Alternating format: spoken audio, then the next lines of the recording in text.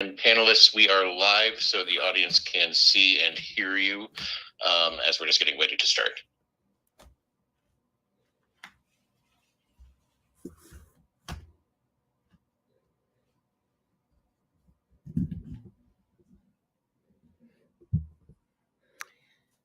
Okay, I need confirmation. Can you guys hear this?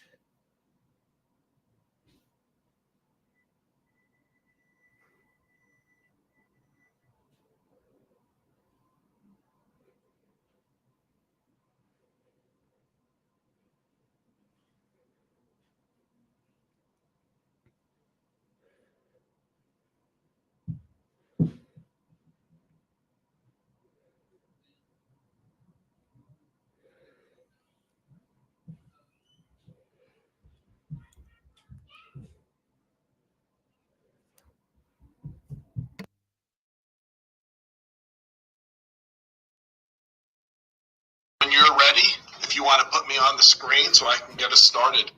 You are there and ready to go, Fred. All right. I'll just going to get everyone started here. First, by thanking everyone for joining us tonight for what I think is the most critical issue of this election for some very personal reasons. Before I get into that, I just want to thank you all for being here. I also want to thank my friend Andrew Weinstein, who I know is in the background somewhere. This Zoom doesn't happen without him. His ability to connect me with those in the campaign, to make sure I get to all the right places to get this done. I also want to thank Can you guys hear that David okay? Hogg, who's on here, Hi, Norseman. for helping us to put this together and promote. This is a really important Zoom. And for those of you who did not just see the next president and vice president of the United States speaking within the past hour, they talked a lot about the issue of gun violence, making the point of why this matters so much. My name is Fred Guttenberg. For those of you who don't know me, my family has been impacted by gun violence.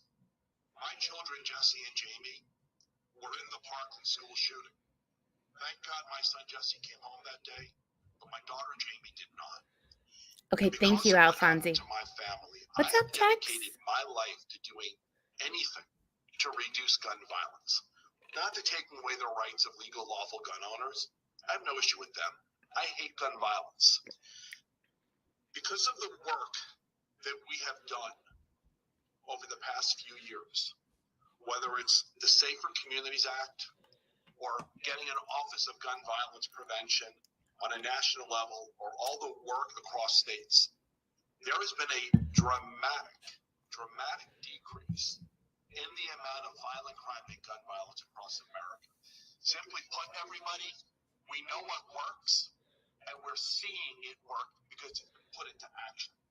And so I can also say that as I've watched these things be put into action, our next president, I can't wait to say it, President Harris, has been instrumental in leading this country over the past few years when it comes to reducing gun violence. She oversees the Office of Gun Violence Prevention. She came to Parkland to walk through the school where the shooting happened. She has been a true leader, and she is the reason we are going to turn out and vote. This issue is the reason we are going to turn out and vote. If we don't vote, the work of so many great people on this call tonight stops. Thank God. The other guy isn't going to continue it. No. That's not hyperbole, it's a fact. We hope. So if you want to continue to protect those you love, I'm going to ask you to make sure you do your simple civic duty and make sure you vote.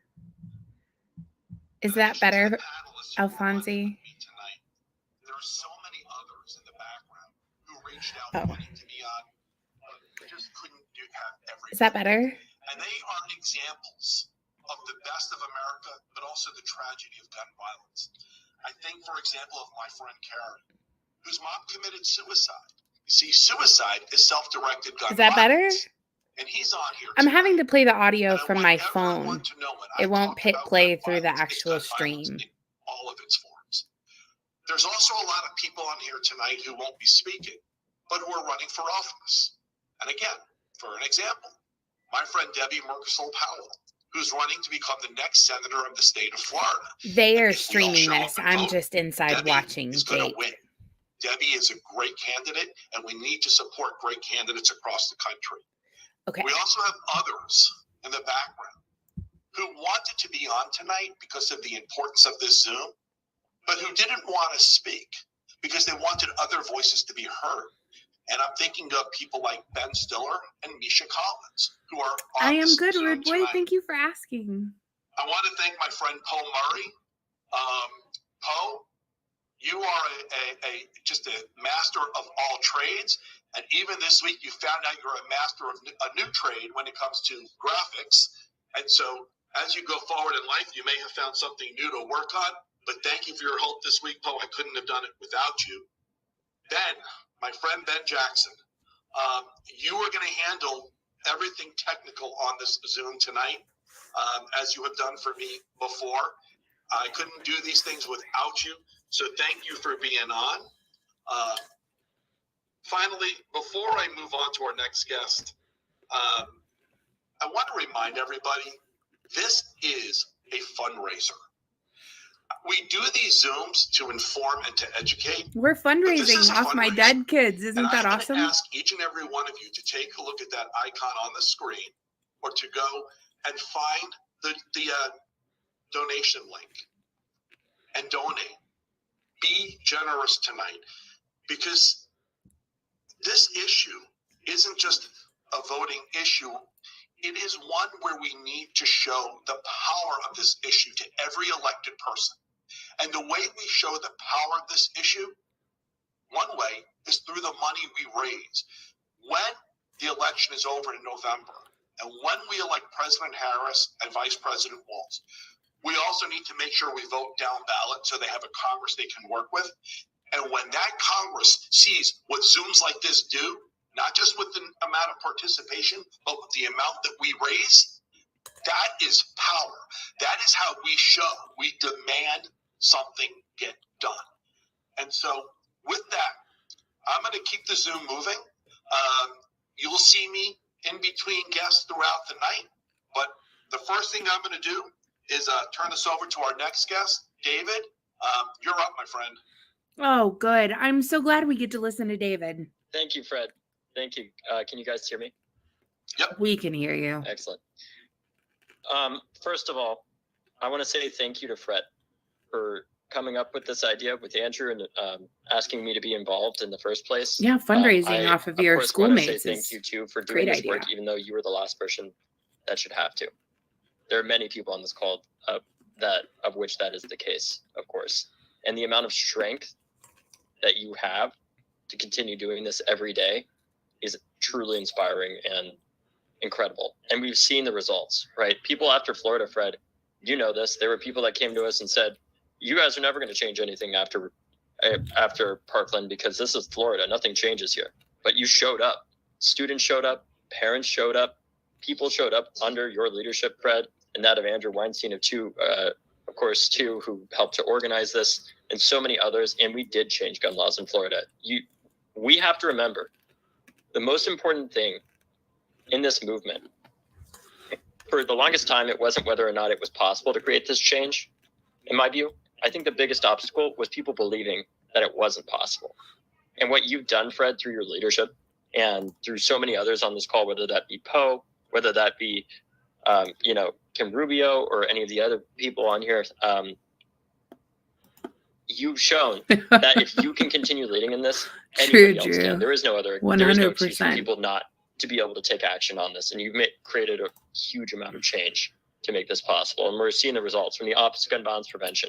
You figured it out, Josh. You're here. To the passage of the first gun law in 30 years. So thank you, Fred, for doing this every day, even though it is so, so, so, so hard. It is the last thing that you should have to do. Really, any of us should have to do, frankly. I wish this call didn't need to exist, because in most countries, it wouldn't have to. Thank you to Andrew Weinstein, again, for putting this together and being such a great person behind the scenes to help the survivors of gun violence. I also want to give one other special shout out to Eve Levinson. on this call who's been organizing young voters on the Biden campaign and is a March for Our Lives alumni as well. The legacy of March lives on Hi, in Lucius. our alumni, and I he's remember a great you. example of that in helping to, what I believe will be generate the largest youth voter turnout ever in American history. I think we will hopefully have one even higher than was Donald Trump's, or than it was to vote against Donald Trump. And that's because we aren't just voting against somebody so much as we are voting for someone now. And that's because of the incredible leadership of the people on this call that have made this movement possible. So you mean all Governor that Walz, dick sucking you've done for who's Joe now our VP Biden for nominee, 3.5 he years actually used was to be A-rated fake? by the NRA up until Parkland. What? And after Parkland happened, because his daughter saw students walking out around the country and people calling for change, she went to her father and said, "Dad, what are you doing about this? You're a member of Congress. You need to do something." And he actually ended up changing his mind. He renounced his support from the NRA and gave all the money he had ever taken from the NRA to charity. And then as governor of Minnesota, passed multiple gun laws and put over $70 million into community violence intervention programs that the media is not covering or talking about at all, but we all know on this call is so, so, so important. So So I what's just want us to violence look remember, like in if you don't Minneapolis now? take anything else from what I say, let's remember all the times that people have told us that change was not possible, whether that was after Parkland, whether that was at, when I was helping Congressman Frost run for Congress as March for Our Lives former organizing director. People told me it wasn't possible. Professors, pollsters, other people said it wasn't going to happen. They said he doesn't have the money. He doesn't have the experience. He hasn't even graduated college, but he still won in a landslide by 10 points. And he was obviously, doing tons of work to help create the Office of Gun Violence Prevention as well. And if we listened to those naysayers, he never would have been elected. So let's not ever listen to those naysayers that say again and again that change is not possible. Sorry. We've seen that when we believe that change is possible, we save lives. That's what you all are doing here. And through your leadership, Fred, and so many others on this call, every day doing this work, it is obviously exhausting. It is hard, but you inspire us to continue and give us the hope that we need to fuel this movement, because this Such a change stupid will question of I know mine, it will. Josh. Every other country has created it, and we are no different. We can end gun violence, and we will, because we've already made a huge amount of progress on that. So thank you so much for having me, and please, please, please donate to the link. And somebody send the link to donate in the chat, just to make it easier to donate, because I'm going to donate. I donated $25 earlier today to support Harris. I'm so inspired by Governor Walz's speech, and frankly, just so amazed by it that I'm going to donate $50 myself. Again, I'm not, contrary to popular belief, I'm not a multimillionaire funded by George Soros, unfortunately, as many of us on this call are not. But I still would like to contribute $50, and I would love for anybody that can to join me or double my contribution. So thank you so much, and please donate. Yeah, you can't afford to pay for groceries, but please donate.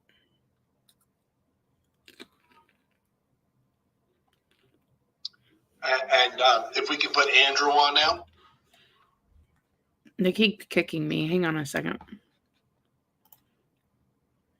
Great. Thank you, Fred. And thank you, David. I am really humbled and honored to be among this extraordinary group of inspiring people who are all working to save lives, working to elect Kamala Harris, the next president of the United States, and just doing extraordinary work every single day. I want to share just a couple of minutes of my personal story as to how I got involved in this work. And it involves so many folks here on this call. This is Andrew Weinstein. I remember February 14th, 2018, like it was yesterday. I was sitting in my office just a few miles away from Stoneman Douglas High School, and I heard sirens go by. And my office is on a busy street, so it's not Probably. I'm surprised that I a fun haven't yet. experience for me to hear those sirens. But in this particular circumstance, they just kept going and going and going. And when I got home that evening, I learned a little bit about what had happened, and I didn't sleep that night. I was just so devastated, and of course didn't know really the full extent of this horrific tragedy. The next day, Parkland had a vigil. Thousands of people showed up at the amphitheater in Parkland, and it was the very first time I saw Fred Guttenberg. He stood on that stage just hours after finding out that his beautiful daughter Jamie had been killed, and gave the most remarkable speech. And it was like a punch to the gut like I had never experienced in my entire life before. And I came home and I said, He reminds me of to my Lurch wife off and my Adam's I Family. said, I have to do something to help my community. I have to do something to prevent this sort of thing from happening again. I didn't know at the time, of course, that Fred would become like a brother to me, like family. And the opportunity to work with him in this fight has really been just one of my life's greatest pleasures. Thank you. The next Oh my day, God. I contacted some friends of mine who I had worked with. I served as an appointee in the Obama administration and contacted some of my friends. And I said, how can I help? What can I do? How can I be a part of the solution here? Raise money off dead kids. People at GoFundMe, some other organizations. We arranged a community meeting. We had GoFundMe and as Fred will call the Florida Panthers and other organizations who were there at the meeting, working to create a victims fund. And when and I don't know if David knows the story, but when one of the leaders of GoFundMe arrived at the airport, he called me and he said, there's this group of young people who have raised millions of dollars online to support this effort. And they're all about 17 years old. And what do we do? I hadn't had the opportunity to meet David, but I did shortly thereafter. And I was just in awe of his poise and leadership at the time, but even so much more so now for the work that he has done, both for gun violence prevention and with Leaders We Deserve. Just tremendous effort. So, after working to put some of those things together, Big I worked facts. with my friend who was then State Representative Moskowitz, now Congressman Jared Moskowitz, and Congresswoman Debbie Wasserman Schultz in Washington. And Oh, God, love her. Folks went to Tallahassee, where they accomplished incredible things, and then went to Washington. And we knew once people got to Washington that we were going to really run into a brick wall there. Donald Trump was president. Because it's a and we knew that things were constitutionally not gonna protected happen. right. So But I we mean, worked and we figured out who cares about that? ways that we could, once Joe Biden announced that we could work to get him elected president of the United States. And because of the work of so many people on this call and in this group, because of that work, we passed the first We have gun violated safety the legislation rights in over 30 of years. more citizens. Is it enough? No, but it was a remarkable piece of legislation that has saved lives, and they've created the Office of Gun Violence Prevention as a More result than of so defensive many gun people on use? this call who worked so hard to get that done. And I will tell you, and Fred has said this many times before, if Kamala Harris does not win all of those things, We will will be gone so on day fucking one. happy. Every executive order of this administration, the Office of Gun Violence Prevention, I know we've got some folks who are involved in that on this call, will be realize that we have so much in common. day one. But hi, Mark. But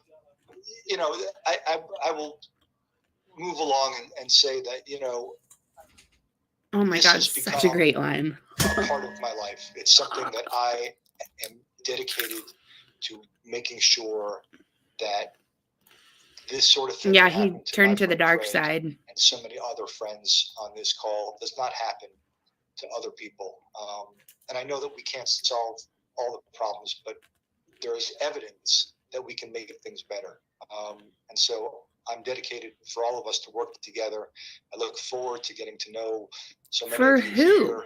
Who are you working making towards things this better for? Important cause. And I will just add one thing at the end, because I happen to serve, as do some others, on the Harris National Finance Committee. It is critical that we have the resources necessary to open up these field offices and You to guys, have the advertisements and all the things. let me that take we your need to fund guns away. a But presidential wait, campaign. please It donate is so we can probably, fucking Fred, fund our you'll agree with this, campaign because not nobody the likes our most fun candidate. part of this work, but it is one of the most important things that we can all do together, is just give what we can to support Kamala Harris and support this cause and support each other. And I just would finish to say again, I'm just really honored to be among this group and So honored. ready to work. Such a great every group of single people. day, for the next 90 days to elect Tim Walz and Kamala Harris. Thanks, Andrew. Can everyone see me Oh, motherfuck. or hear me? We can hear you, Fred, and the QR code is up on the screen. Okay, perfect. Andrew, thank you. I love you back, my friend, and appreciate you every minute of every day. I just want to let everyone know the QR code is up. If somebody wants to QR do the code's up, fundraise, guys. it's If you also want in the to chat, give them your money. as is the donation link. With that, I want to move on to our next guest, someone who, in a million years, I never expected I would get to call a personal friend, but I do. We met back in, I think, 2018 at Politicon in California. He was wearing an orange ribbons for Jamie pin, which I had no idea he would be there. He had no idea I would be there. But he was there, and I was there, and he was wearing the pin, and he was God, so nobody proud cares. to show it to me. And we've been friends ever since. Yes, So that's Josh. all I'm going to say about my friend Bradley Whitford. Bradley, it's your time to come on. Motherfuck. What? Sorry, Can you guys. hear me? We can hear you. I know you are out of the country, so we can't see you, and that's probably I'm out of the country, and it says the video won't start. But you know what is the last thing I need is screen time. I thank you, David. It's great to see you. I want to reiterate what you said. It makes me sick that in our country we leave the work of fighting for rational gun safety up to the victims and families and witnesses of gun violence. If it's any consolation, Fred and all of so many of you who are on the Zoom tonight, it is an extraordinary and inspiring example to all of us. When we see people whose response to unspeakable tragedy in your own lives is to dedicate yourselves to preventing suffering in others. It is effective. You're an amazing father, Fred. You honor Jamie every day. What an extraordinary moment this is. I don't think I've ever felt this kind of political energy.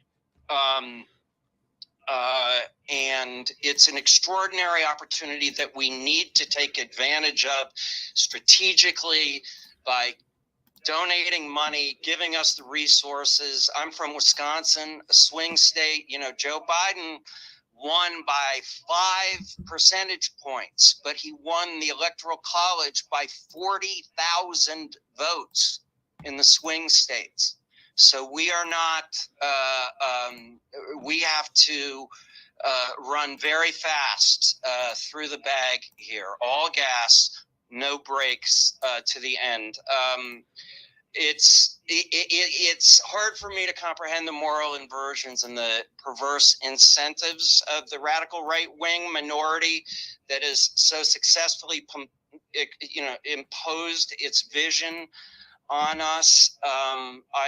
I am so grateful for all the work that has been done that has brought us to this moment, this extraordinary moment. After all the work, after Joe Biden became the first president in a generation to put his money where his mouth was and actually get something done on gun safety, we now have these two, what I think are the perfect candidates at the perfect moment. I hope the Republicans are terrified. They should be. We are not only unified from AOC to Joe Manchin, we're fucking psyched. And I just want to make sure we put this energy to work.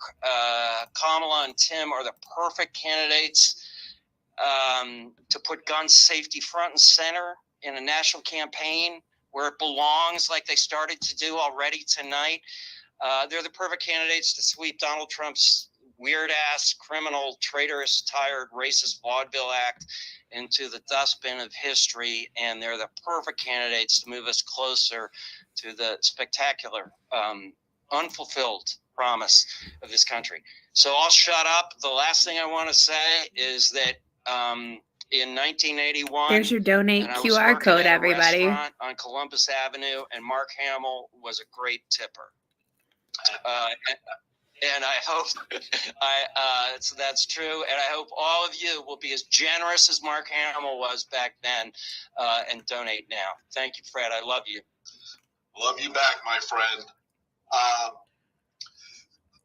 Changing This is gears so to the world fucking of annoying. entertainment, Every time they do to, this, it kicks a me off. personal hero of mine, somebody who, as my wife can attest, I've gone back and forth with during the time of the negotiations for the Bipartisan Safer Communities Act.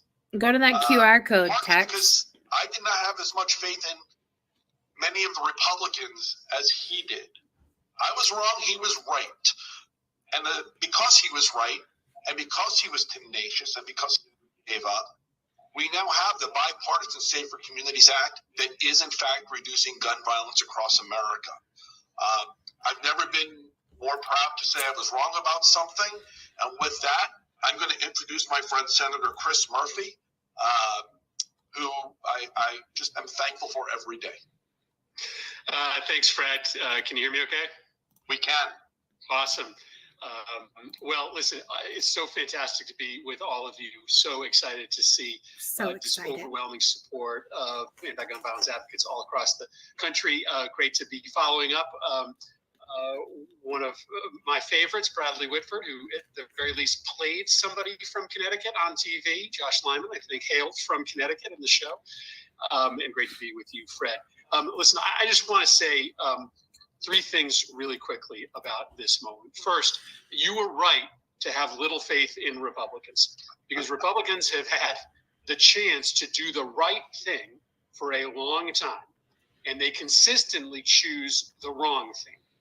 So the only way to make Republicans do the right thing is either to beat them and replace them with people who we know are going to do the right thing, or make it clear that if they don't do the right thing, they are going to lose their election. The only reason that we passed the Bipartisan Safer Communities Act in 2022 is because finally, 10 years after Sandy Hook, Republicans came to the conclusion that they would be better off with us, at least 15 of them in the United States Senate, than fighting us in the election. So our ability to deliver change legislatively is derivative of our electoral strength. When we win elections, not only do we replace bad votes with good votes and we save lives, but we scare Republicans into voting with us occasionally. So this is all about what we do in these elections. This is all about Here's us the second thing threatening I wanna you. tell you. It matters who's in the White House. It just matters. And you who is taking in away the your White House. constituents' rights. Donald Trump did nothing. Yay for Everybody remembers after communism. Parkland, he dragged all of the anti-gun violence advocates up to the White House for a TV show. And then the next morning, the NRA came into his office with no TV cameras, and he pledged to do whatever they asked. We got nothing done. Joe Biden and Kamala Harris were in the White House after Uvalde. Joe Biden and Kamala Harris went to the map to get the Bipartisan Safer Communities Act done. If it wasn't for them, that bill would not have passed. A week after Uvalde, we were going to go back to normal. The country was going to move on, as it unfortunately does after every mass shooting. And Joe Biden decided to go on TV and give a national address, his first national address of his entire time in the White House. A lot of his advisors told him it was wasted effort. Don't use a national address on an issue like gun violence where you can't win. Joe Biden said, this is too important. He did that national address. He kept the nation's focus on the issue. We were able to capitalize on the momentum, and 30 days later, we passed the Bipartisan Safer Communities Act. Kamala Harris, in her bones, cares about this issue of gun violence. And I'll tell you why I know that. The first senator to call me after Parkland was Kamala Harris. And she wasn't calling me just to shoot the shit. She was calling me to make a plan. She said, what are we going to do between now and the election to make the 2018 election about guns? What are we going to do to bring the gun violence organizations together? What are we going to do to activate these kids? As we raised money that summer and fall, no senator was more active in those efforts than Kamala Harris. She didn't ask for credit. She didn't do any press releases. She just worked harder than anybody in the Senate to make sure that in 2018, we elected a whole bunch of people who are going to vote with us. Many of the people we elected in 2018 were responsible for our victory in 2022. So behind the scenes, when nobody's watching, that's the real test of a person. That's the real measure of a leader. And Kamala Harris has walked the walk in front of the cameras and behind the scenes. And the last thing I want to say, Fred, is this. What we know is that when we change the laws, we save lives. Now, we knew that even before 2022, but we now have proof of concept. Since we passed the Bipartisan Safer Communities Act, which of course is only a slice I've been waiting of for what we need to numbers. do. Gun violence rates in this country have plummeted. In my city of Hartford, I live in one of the more violence-prone neighborhoods in Hartford, Connecticut. Right now, we are at 50% of the homicides in 2023 as we were in 2024 as we were in 2023 at this same time. Gun violence rates in our cities over the last 2 years are down anywhere from 15 to 30%. A big part of the reason for that is that we are finally passing legislation that prioritizes our kids' safety, our community safety, our street safety over the profits of the gun lobby. So we now have everything we need. Let's do a little live fact The issue checking. of gun violence on the ballot. We have a candidate who cares about this issue in her bones. We have a huge contrast between Donald Trump and Kamala Harris, and we have proof that when we change the laws, we save thousands of lives. Did anybody throughout this country. snag So what city I'm so he's excited from about in this election. Connecticut? I'm going to be traveling the country, I missed that telling part. my story to anybody that will listen, and I'm so glad to have a Zoom full of folks who are. This is committed to Chris safety. Murphy. Thanks, Fred, for letting me Piece take of part in shit. this. Hartford. Thanks, Thank you. Senator Murphy. Really do appreciate you. Oh God, you're gonna see With my that, face in I'm huge going to move letters on to again. our next two guests, but I do want to say something, picking up on where Senator Murphy left off and reminding everybody to donate. Yes, Kamala Harris please in donate. March, Right did up there come in to that Parkland. QR code. She came because I invited her to tour the building where the Parkland shooting happened. Now, I'm To not gonna everyone describe tuning in, you here, won't have to look at my the face building, in a minute. I but just it was have to an wait till they untouched switch to crime one of scene. those fucking people. And I tell you that because I did describe it to the vice president on multiple occasions, giving her the ability to say, no, you know what? I really can't walk through something like that. She didn't say no. She came. She walked. What she saw is now influencing the work of what happens in D.C. to address gun violence. She is, as the senator said, the real deal. And we need to get her elected, and we need to make sure America sees the power of this issue so we can keep Oh, so working you're to do still something killing about it. people just with different means. With that, I'm going to introduce my next two friends who are going to come on back to back. Two men who I've been on this journey with now, unfortunately, for 6.5 years. Two men who have their own experiences with gun violence and the work of solving it. Two men who I'm honored to call friends. And so with that, I'm first going to go to Rob Wilcox. And so, Rob, the floor, or should I say the screen, is yours. Well, thank you so much, Fred. It is an honor to be here with you and everyone else. I've been involved in this issue for about the past 20 years, and I should say I'm here in my personal capacity to talk about my personal experiences and why I support Vice President Kamala Harris for president. I think what we know on this call is there is no doubt, there is no question, there should be no hesitation in getting out to support Kamala Harris for a ton of reasons, but none greater than an issue of life or death, which is gun violence prevention. And, I grew up in Brooklyn, New York, and I found myself committed to this issue back in January of 2001 when I was sitting at my cousin Laura's funeral. And she was beautiful and brilliant, but she was shot and killed by someone who never should have had a gun. One of the incidents of many, and I see it in the faces on this Zoom, and I see it in the names that I see attending, that we've experienced, that we've lived through, but that we're not alone in. Literally, we are a nation of survivors. We have been touched by this issue in ways that are profound and traumatic that we haven't even begun to grapple with. But although we are rooted in that heartbreak, the one thing I know for sure is we are not rooted in hopelessness. And that is why we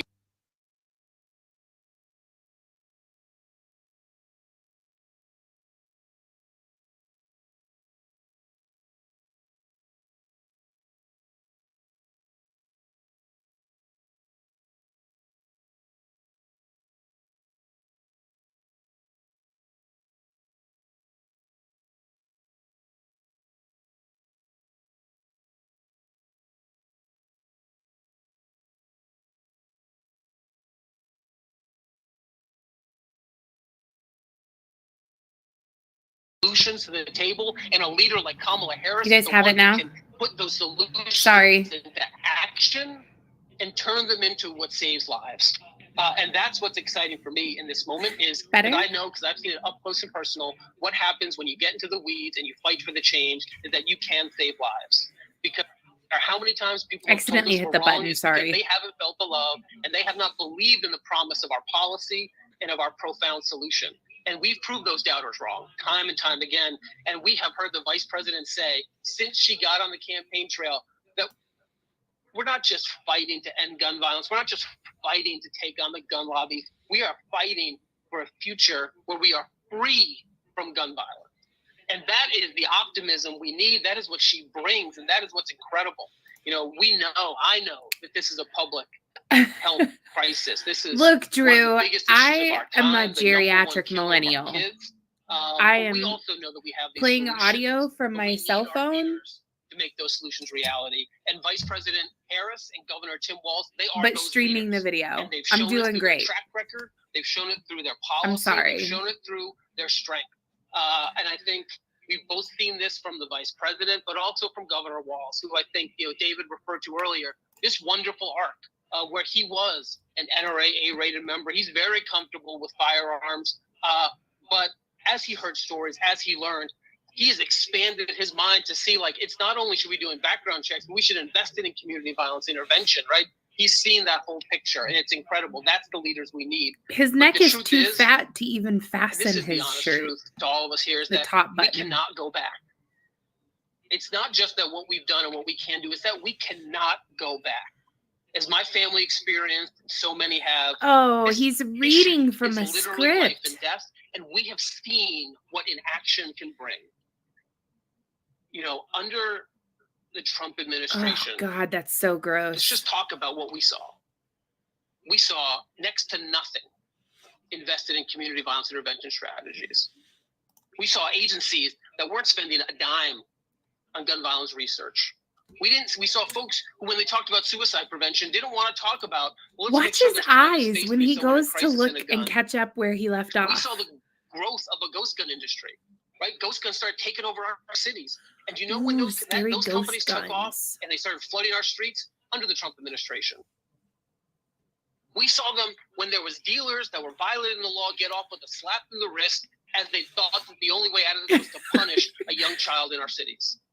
Well, he's But I got think his the phone lack down of- recording him, of and then his structure, computer of screen up so strategy, he can of read his script. effectiveness was so profound Keep that hitting when this the cup. former Sorry. President Trump was faced with his true test, Scary let's just ghost talk about his guns. failures. He failed to address the COVID crisis. He failed to prevent an economic meltdown. And most importantly, he oversaw the largest increase in gun violence in this nation's history. He either was unwilling, incapable, or just didn't understand how to tackle this crisis. And then we suffered for it. And so it is just no small way to say that we cannot go back. We There's just cannot no go way back. that we can go back to those failed policies, those failed approaches. And for a Agreed. president that We instead should of just talking go back to anyone the on Second this Amendment, call, you dumb had the fuck. NRA on speed dial. We just told them to let's move on. And we know that that can't be the case. The Oh fact my is, God, you Vice guys President can't Harris see knows it what it because takes it's to make our further country safer. down, but From they her time keep being shooting up District the Attorney, Act Attorney Blue General, donation Senator, Vice thing. President. She's been a leader in supporting survivors. She's been a leader fighting for the real solutions we need to keep our kids, our communities, and our schools safe. And she's not just new to this issue. You can go back to the book she wrote in 2009, Smart on Crime. She was talking literally about a public health approach back then. And, the field wasn't as developed and the solutions were there to grow. But literally, she was speaking this language back in 2009. And so she's fought for these investments in community violence intervention. I've seen her celebrate the frontline workers and survivors. And what we've seen is her talk about the freedom for gun violence in every one of her campaign stops. And it's clear that what we need as a country is we need leaders who are going to double down on the solutions that work and not go back on the progress that we've made. And to be clear, I think we all know this on this call, and I see it in your faces. We don't measure progress in just laws. We measure it in lives. And saving lives and the work. Okay, so I'm going to time out for just a second before we move to another person. But what pisses me off about a guy like this is the lack of conviction. You can't even get up there and firmly and with belief and conviction in the bullshit that you're spewing. You have to write it down to be able to say it. It's fucking ridiculous. I hate these people. So honored to stand with these giants and with these greats and with these legends as we're talking about the change we need. And so, Fred, I think I'll pass it back to you before you kick to Greg. Thank you, my friend. And since I did a sort of a joint intro with you and my other friend, I'm just going to simply throw it over to Greg Jackson and let him do his thing as nobody can. Alfonso, they also failed to mention the DAs that don't prosecute the crimes or lower the charges so that it's reflected differently in the statistics. Awesome. Well, it's a pleasure to be here. Thank you so much, Fred, for organizing this really important moment. Thank you, Rob, for always setting the bar high before I get to speak. That's what we do to each other every day. So it's exciting to do this virtually with everyone here. For folks who don't know me, I'm Greg Jackson, and I've been in this movement for around 11 years, but here in my personal capacity. And for folks who don't know, I mean, this journey for me actually started when I was in elementary school. I'll never forget on my AAU team, our point guard, one year we lost the championship game, and the next year we came back missing that player. And, we were... Oh, I think we lost you, buddy. People to tell us exactly what happened to him, but I learned that I killed, and you lost me. All right. Can you You're back. You're back. Hear me? You're back. Okay. It is 2024, and these people are still using fucking Zoom. Yeah, just text me when you think you're in a good spot. And I thought I was a boomer. Thanks, Greg. All right. In this work over the past 6.5 years, I have met people who inspire me in incredible ways.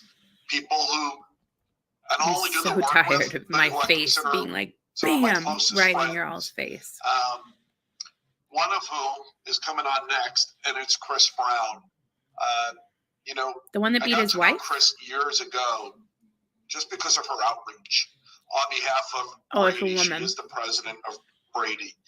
And over a few years of just getting to know each other and all these different activities, Chris asked me a couple of years ago to join as a senior advisor to Brady. One of the truly most important things that I have done in my years of doing this work, not just being a part of Brady, but becoming just great friends with Chris and getting to do this work with her. So with that, I'm going to bring Chris on to talk about why this work matters to her. And just remind you all, keep the donations coming. You are doing great. You are doing Thanks great. So much, Go Fred. to that QR code. Can you hear me, Fred? Yeah. Another traveling person right now. Yes, another traveling person right now, Fred. And I just want to say thank you so much for organizing this. I should spare you guys, but I'm not going to. Leaders in our movement together, Rob Wilcox and Greg Jackson, leading the smell Office the of Gun cat Violence piss from Prevention, here. Senator Chris Murphy, who helped get us the Bipartisan Safer Communities Act. You, Fred, my incredible friend, David Hogg, Andrew Weinstein, and so many others, Bradley Whitford. It's incredible to be here. And just looking on this Zoom, you really feel the energy, and it's even hard to put into words, but I believe in the changes we've made together as a movement. It's incredible. I joined Brady officially in 2016 after living in Switzerland with my family, where every single day people would ask me, what's up with America and gun violence? Where can I go where I won't be shot? And when I moved back to the United States, I resolved to be a part of this Anywhere movement that Democrats don't run. Gun violence a thing of the past. And today, with the announcement of Tim Walz to join Kamala Harris on this ticket, I believe we're poised finally at the federal level to continue the incredible momentum of the Biden-Harris administration to actually end gun violence in this country. It's incredible, this opportunity that we have. End gun it violence starts equals not just with take President away Joe Biden, but your obviously rights. with Kamala Harris. You know, from the very beginning, she has been an incredible gun violence prevention champion. As our California Brady chapter leaders can attest, from her time as a prosecutor to California Attorney General to her time as senator, and Was all that the way before to or the after White she House, sucked Willie Brown's she dick? has demonstrated that she understands the impact of gun violence on everyday Americans. And as vice president, she's continued that journey and has been an integral part of building the strongest gun violence prevention presidential administration in history. And as she often says, the right to be safe from gun violence is a civil right. The people of our country have the right to live, The right work, to keep and worship, bear and arms learn is a without God-given fear of right. violence, So fuck including you. gun violence.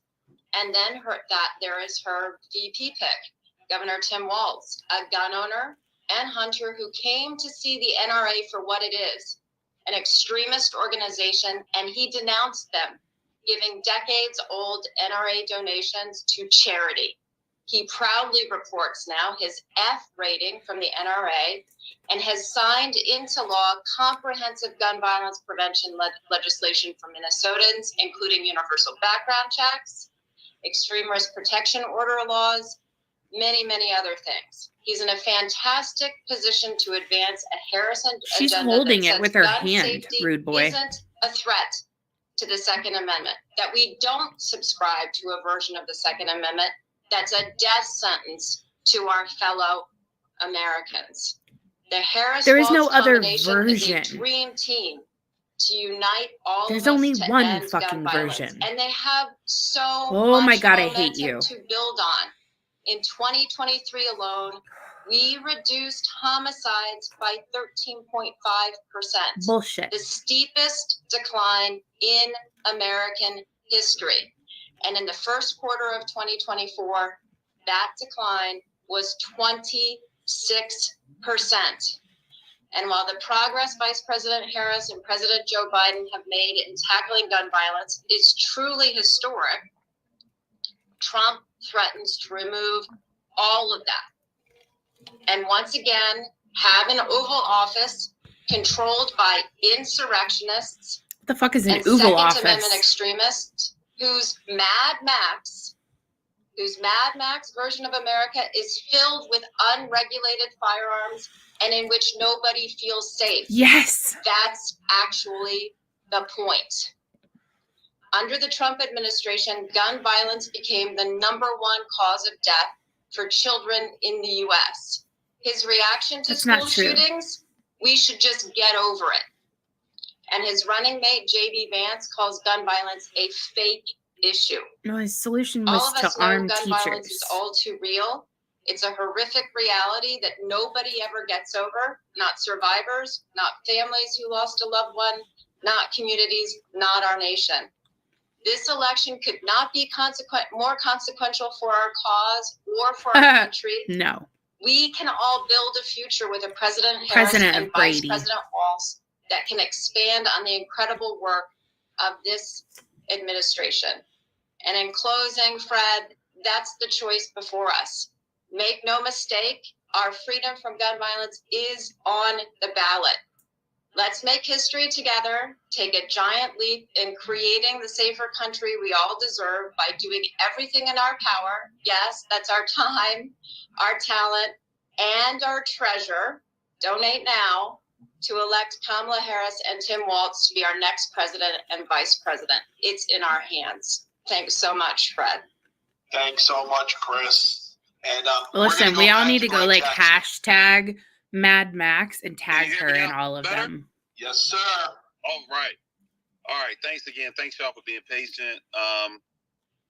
It's such an honor to be here as an activist, but more so as a survivor first. And the folks who don't know me, that's how I joined this movement. A In survivor. April 2013. Unfortunately, I was shot in the crossfire, and the bullet that hit me hit 2 arteries and nearly cost me my life. But there's 2 things I'll never forget. More so than the pain and all of the physical trauma, the first thing was just how I was treated. You know, when I arrived at the hospital, I was met by investigators and law enforcement that questioned me about my innocence and where was my gun and was I selling drugs and what was I doing in this part of town. And they really saw me as a criminal or a suspect first and a human second. And that was such a dark moment for someone who has always had a positive spirit, has done my best to treat everyone around me with respect and love and care, and grew up from a loving family that instilled that in me. But for me to be rolled into the hospital of all places and be seen as a criminal first and a human second. And only law-abiding citizens victims. It just cut deep, and that's Mac. the scar I live with forever. The second major thing is, you know, after my first surgery, 1 of 6, I turned on the TV, and I'll never forget seeing members of Congress in Washington make excuses of why they couldn't take action on this issue. You know, I was shot just 3 days after the failed Senate vote on universal background checks. And to see the leaders in our country say there's nothing they can do, and I was shot just weeks after Sandy Hook. There's nothing they could do when young kids were shot and killed in their classroom. There's nothing they can do when I'm fighting for my life in a hospital. There's nothing that they could do when, at that point, this was the #1 cause of death for all Black youth in America. And there's nothing they could do. And this was too hot, and they just moved on to the next issue. And that was 10 years ago. And I'd never forget just getting out of that bed and thinking, if they're not going to do anything, I got to figure out how to do something and fight for this issue. And I got to give them help, because they're not going to do it without us pushing them. And I joined so many other folks like Fred, like Erica Ford, like Amber Goodwin, like Christian Heine, and so many activists that have been fighting for so long. But we saw so little progress, and a lot of that was because we didn't have real leadership that saw what this crisis was doing to our community. We didn't have real leadership in Washington that took this issue seriously. And for too long, our stories of survival were seen as what I felt like more was entertainment. You know, that traumatainment was what we were in the room for, not for solutions. And we didn't see any action. And in those 10 years since I was shot, you know, nearly 1 million people have been shot or killed. He was in the crosshairs, the crossfire. Not sure where he was that would have happened, though. Capitol Hill and advocated probably the range training. The Cycle of Violence Act, which ultimately informed the Bipartisan Safer Communities Act. These young boys literally came from some of the toughest neighborhoods and the toughest situations and had the bravery to come on Capitol Hill and fight for change. And we still saw a Congress and a Washington that did nothing. And their lives were lost. You know, the most recent one was DeMarcos, and DeMarcos was shot and killed on his front porch with his cousins over a YouTube video, you know, a YouTube prank. And I mean, that's literally the stakes of what we have by accepting a Washington that does nothing. But I think the bravery of everyone here and so many activists that we fought for change, not just change in policy, but change in leadership. And we got that. We got that 3 years ago. We brought in a president that really saw this as a public health crisis, who said that before he took office. There's the buzzword. We saw a public vice president health that had an crisis. arguably an entire career fighting for the solutions that we've been Pretty fighting sure I for just spit everywhere. and fighting alongside us for so long. And we start to see real change, whether it was resources, policy change. But what I saw was really a change in how survivors were embraced. You know, I've had a good chance to see the president and vice president up close. And specifically, Vice President Harris has empathy and courage like no other.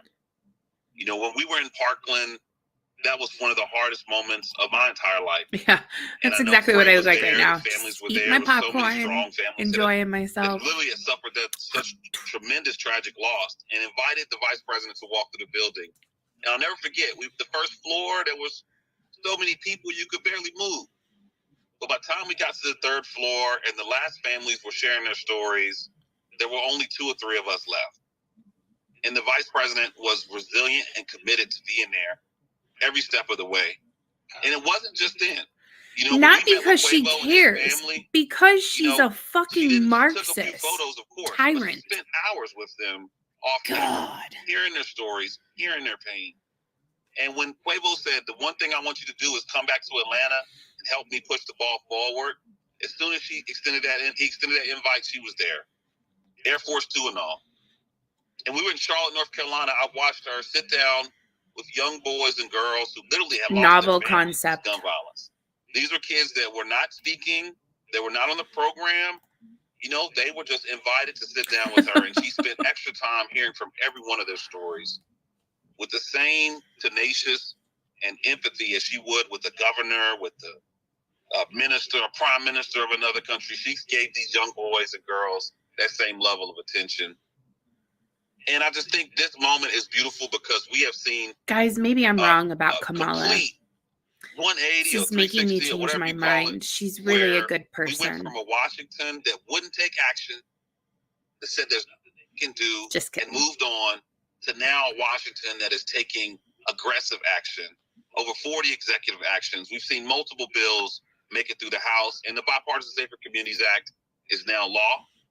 And on top of that, we have a president and vice president that are fighting every day tooth and nail to address this issue. And so I could never imagine a moment Worst where I'd be hashtag more ever. proud to be both a survivor and the leader in this political space that I am right now, knowing that we have someone who is running for president, who is committed Oh my to not God, just the shut policy, up. not just the dollars, not just the fame or the photos or the talking points, but is committed to survivors, that is committed to our movement, and is committed to every single one of us that have been through this pain. But most importantly, committed to making sure no one else has to go through that again. And so What? I'm just, No. I could not be more excited. That would be funny, I though. really, really could not. And trust me, you know, anybody knows me knows I'm very skeptical. Donate to my Everybody that has campaign. elected office, every single person. So I brought that with me. I'll be honest. When I first met both of these folks, but they stood the test and really changed my heart into what can be done when you have real leadership in politics, and really reinstilled my own faith and belief that we can turn this issue around through political change and not just community change. So I just want to thank you all for being here. I know all of you are fighters, survivors, leaders in your own right. But this is a moment that is really reinstilling faith in Washington in a huge, huge way. And I strongly believe that with 4 years, not even 8, 4 years, we can make violence rare. Absolutely. And not the norm that it is in too many communities. You're at 3.5 right now. Thank you again, Fred. Thank you, everybody. Thank you, Greg. Peace. It's like Thank the fucking the Grammys or whatever, again, where they like cut him off. Everybody of the reason And why we're here, and yeah, the code is on the screen. the So QR for those code's of on you the who still screen. want to be incredibly generous. If you want to be generous, There's good reason to do so, as you've already heard. On so such a many of good these reason to do messages. so. With that, I'm going to move on to the next guest, and then I'm going to do an audible. So Ben, I'm asking you to pay attention. Next, we're going to go to Congressman Maxwell Frost, but then we're going to go to Congresswoman Lucy McBath, who needed to get on in the 9-ish time frame, and then we'll get back on to the regular schedule. It's so with that, if you 9:02. could bring up Congressman Maxwell Frost, I'd appreciate it. Thank you so much, Fred. And hello, everybody. It's so good to be here today with our amazing, resilient, and strong movement from people across the country. I'm Congressman Maxwell Frost. I proudly represent Florida's 10th Congressional District. And look, I got involved in politics when I was 15 years old because I didn't want to get shot. I didn't want to get shot in school. I didn't want to get shot on my block. And it was the Sandy Hook shooting that really put me and thrusted me into action, going to the vigil, getting to meet people like Poe Murray, who's on this call, and Sarah Clements, and folks who really inspired me to go back home and fight for a world that I believe in, a world free of gun violence, a world where you have true freedom, which is the freedom to live. And now we're a little bit over a decade later, and I'm proud to be in Congress fighting for that vision. And I'm on this call today, number one, to be in fellowship with some of my A favorite mouthpiece people. for Kamala Harris's number campaign. Two, because we must elect Vice President Kamala Harris and Governor Tim Walz to lead this country. When we look at, and what I always tell people is I truly believe this. I believe for one of the first times in the history of our movement that this movement is stronger than the gun lobby right now. This movement is stronger than the NRA right now. This movement is stronger than the opposition right now. And then people will come up to me and say, well, Maxwell, if you think it's stronger, how come we don't have background checks yet? And I always tell people, look at movement history, understand how this works. You don't get everything you want at the same time, but the way that we will end gun violence is sustained power. Not for 1 year, not for 2 years, but from here on out. Look at what we've already gotten. Sustained the first piece of federal gun violence power. legislation to be passed in 30 years, the Bipartisan Safer Communities Act. An Office of Gun Violence Prevention, something that has never existed in our country's history, in the White House. Executive orders that have basically ended loopholes, like the gun show loophole and the online internet sales loopholes. Different things that the president, vice president have fought for. We've seen more on gun violence prevention in the last 2.5 years than we've seen in decades. And that's because of the president, Joe Biden. And it is because of the person who was with him every step of the way, Vice President Kamala Harris. And I remember getting to Congress and working with Senator Chris Murphy to introduce, it was the first bill I ever introduced, was to create this White House Office of Gun Violence Prevention. I remember getting that call from the White House saying, we're going to create that office. And I remember being a little skeptical. I was like, wait, but who's going to run it? And I remember calling my friend Greg Jackson to talk about it. And he said, hey, I'm one of the people that's going to run it. And I said, okay, it's all good. It's going to be a great office. And I was so excited. But I remember the night I was elected to Congress, I get a call from President Joe Biden. I was backstage after I just gave my speech. And he didn't just call me to congratulate me, but he said, I know that gun violence is one of the top reasons you ran for office. And he said, we are going to do something about that. We are going to do something over this next 2 years. And he did not lie to me. He did not lie to me. He didn't lie to us on this call. He delivered. Kamala Harris delivered.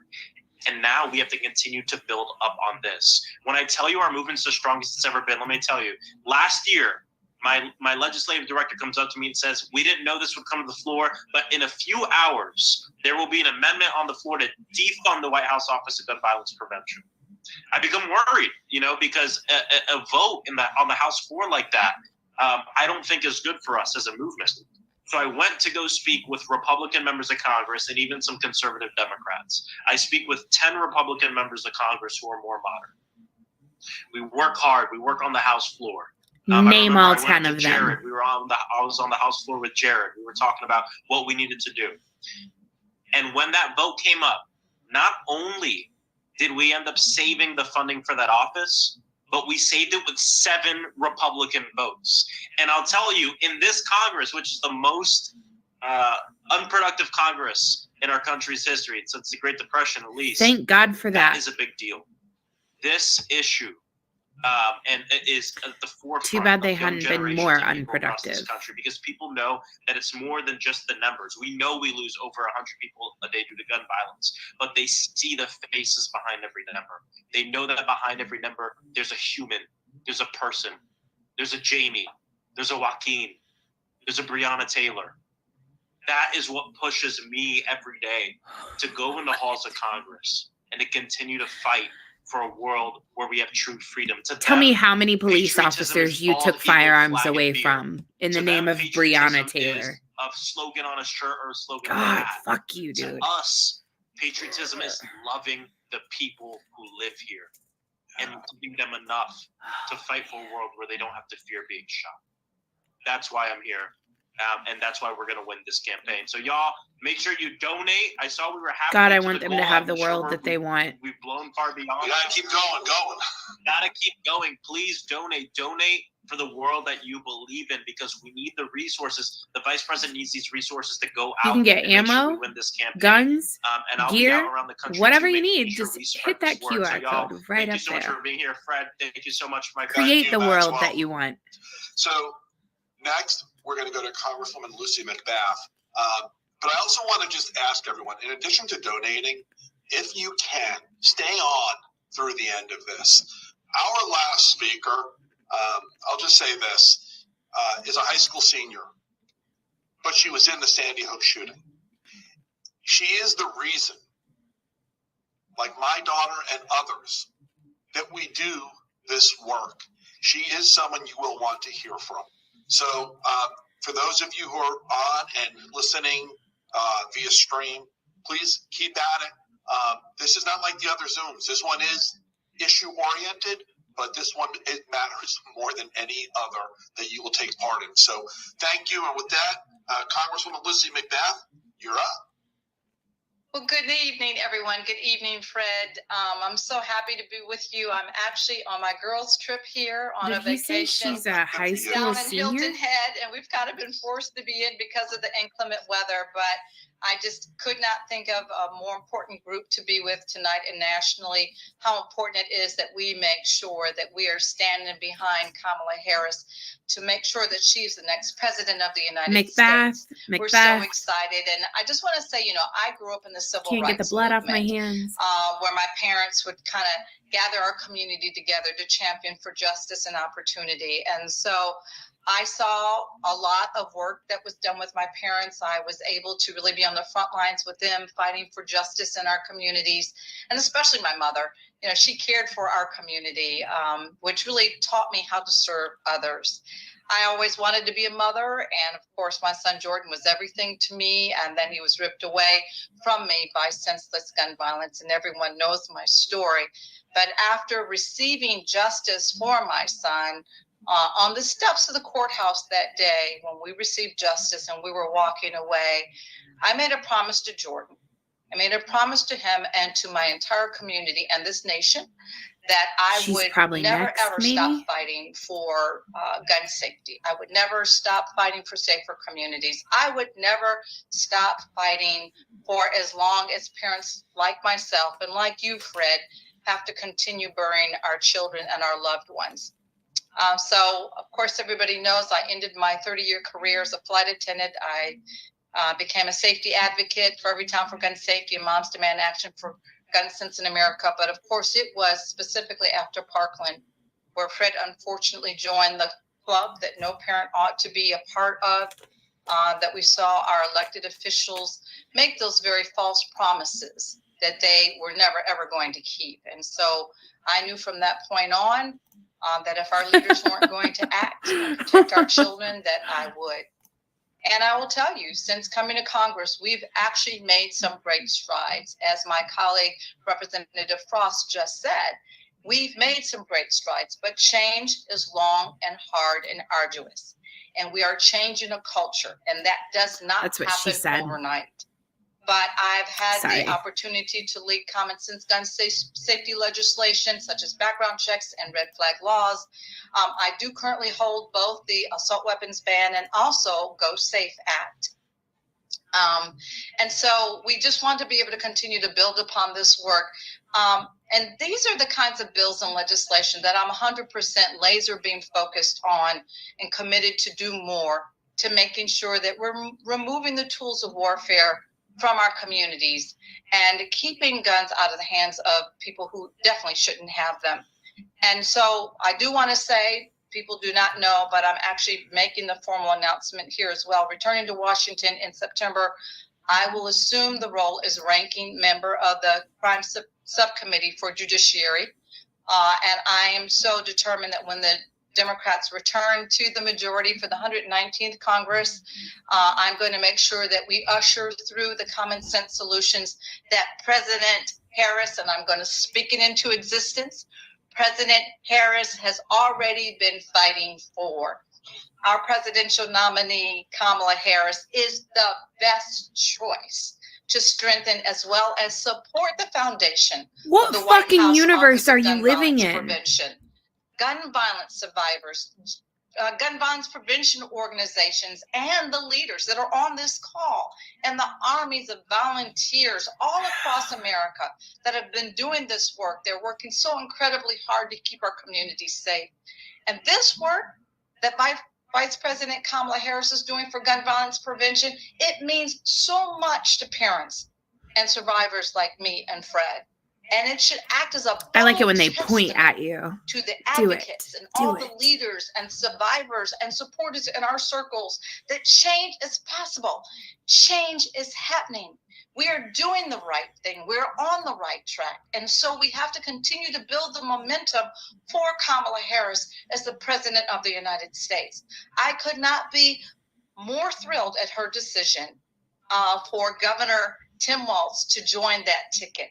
I'm so excited. I Not cannot only wait does to he live under carry years of communism. experience as a veteran, he's also an educator, and he's also been a leader for his communities. But also, he actually did God, usher look in at the universal script. background checks and God, gun this is flag gross. laws for his state as governor of Shit, Minnesota. I'm sorry. That's a phenomenal record. They are a phenomenal team. And I can't think of a better team to champion for gun safety legislation in this country. The Harris I thought Walz so too, ticket maybe. is leading the charge in America's Like fight braces, for maybe? freedom, to live without fear, to live without the fear of unnecessary gun violence in our communities. So I know everyone is really just looking forward to this historic election. I am Historic. so crazy, excited. Historic off the that you chain. didn't even have a And fucking we're Democratic fired up. primary. We're ready to go. We need everyone to be as fired up and ready to go. This is a historic moment. We cannot fail this ticket. We must stand on the front lines to make sure that we're supporting their ability to be the president and vice president of this United States. They are the best chance that we have to make sure that we have a safer community and a safer America. So everybody, please forge ahead. Let's make history together, but get to work. You're going to have a safer community, Thank you. except for we almost burned down all of Minneapolis in next, 2020. my You friend Paul fucking Murray, twat. and I'm gonna, Oh my make a God. commitment to ensure that we are all done by 10:30. So we are all going to try to pick up the pace here. But I'm going to go to my friend Paul Murray, and I'm just going to say this about Poe. She's a rock star in this movement because she is the leader of the grassroots.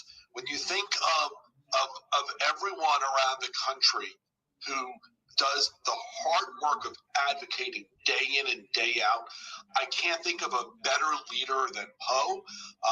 And again, I'm sorry, Josh. I'm I got a little thrilled carried to have away. helped her Yes, you discover can her attack new people. talent with graphics this week.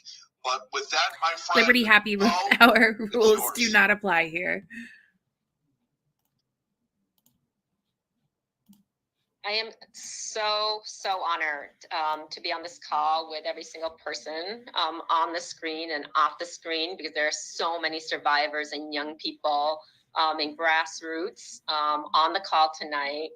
So many warriors, and I want to thank you, Fred, for bringing us together for this historic call. God, somebody My screenshot it story and is see very if you similar can to see whatever Andrew's. she has written I on joined her the gun screen control through her movement after glasses. My neighbor used an AR-15 to hunt and murder I don't have 26 the children and educators secret in Sandy ninja Hook Elementary capabilities. School in 2012.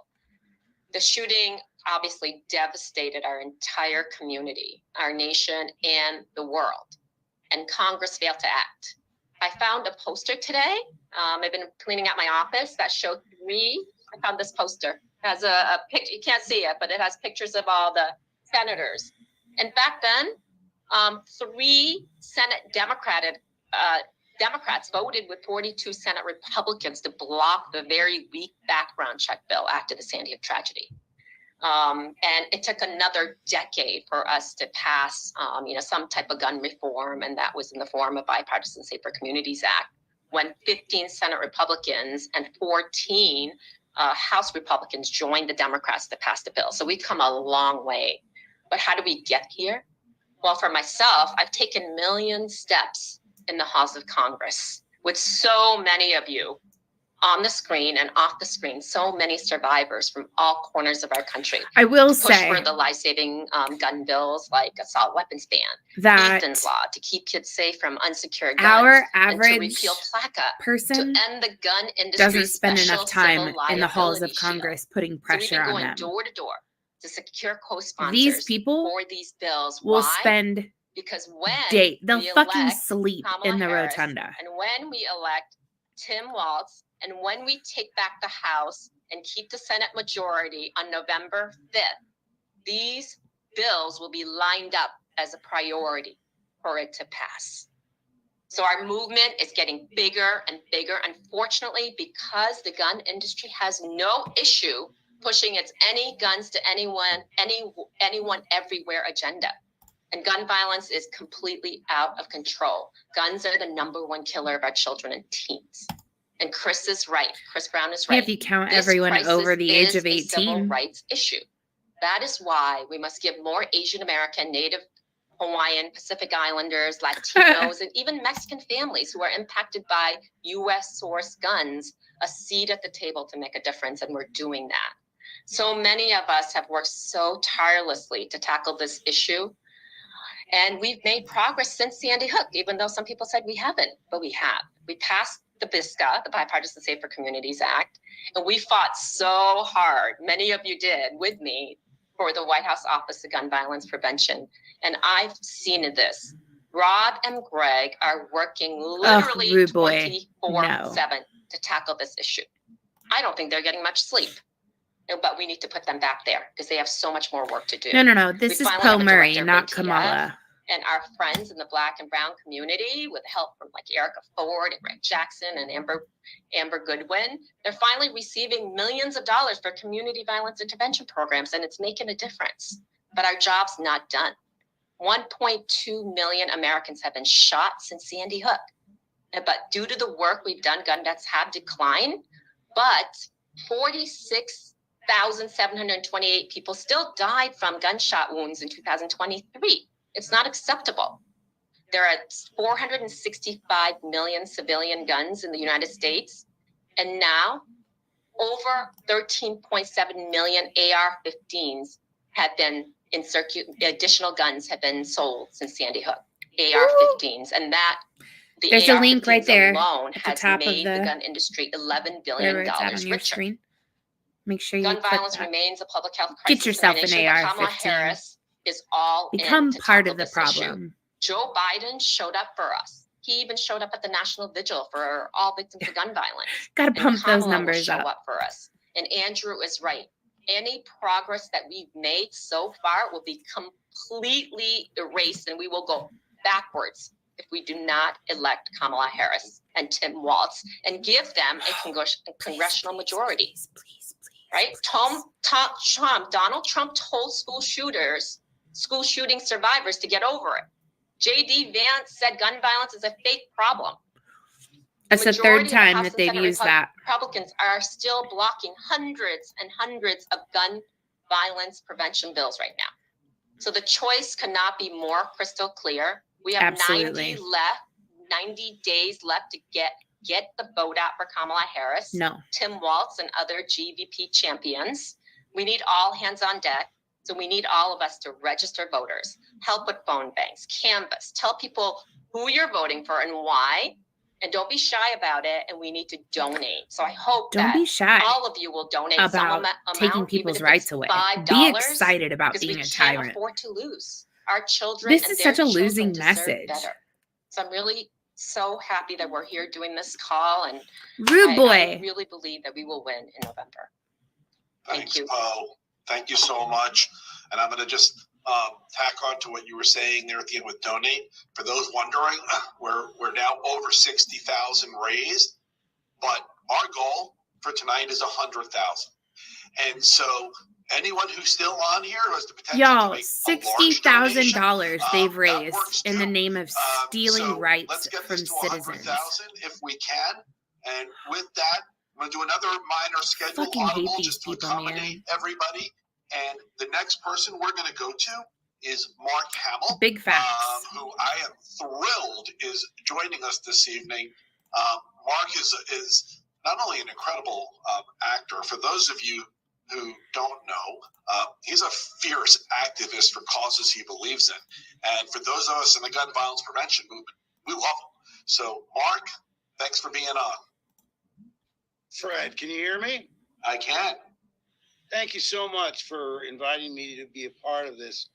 I joined this meeting mostly to listen because, like so many Americans, you feel helpless with one atrocity after another. When will it end? Why do people adhere so stringently to the Check out Second Erica's Amendment, message. which We was have to written when work people had the muskets, every block, every with person no, to vote freedom ticket, Kamala. no What? change now that the technology has improved immeasurably. And I am heartened by the fact that we have now in place the next president and vice president of the United States, and Kamala Harris and Tim Walz. So my immediate focus is to get people registered. I asked my children to ask their friends, to ask their friends, to ask their friends, to go to iwillvote.com to get registered, because as we've seen, our only hope are the Democrats. You got to vote blue up and down. No matter who. We've got to take Say back it. the Senate. We've got to keep the House. And I can't help but feel optimism about our chances. I can't help haven't but seen feel this that kind you're of a mindless excitement and piece of shit. momentum, and optimism since Obama ran in 2008. So that's my message today, is make sure that, there were more than 30 million registered Democrats who didn't vote in 2020. This blows my mind, because I've never not voted. I've always participated. I think it's my civic duty and it's my honor to have my voice heard. So we need to turn out. And like I say, I can't help but feel very, very optimistic. I mean, we know what the other people will do. We heard quotes from J.D. Vance. Say what you will about Trump. He doesn't hide what he wants to do. Project 2025 being a perfect example of that. Now, I haven't read all 900 pages, but I would urge everyone to Google it and see what's in store. It's terrifying. He went to the NRA and bragged that he didn't do anything about guns, and promised that he wouldn't do anything about guns should he get back in. So our main goal now is to make sure he never gets back in. So vote and donate, and thank you for letting me be a part of this. Thank you, Mark, for joining us tonight. I really, really appreciate you. Next, we're going to go to Congressman Jared Moskowitz,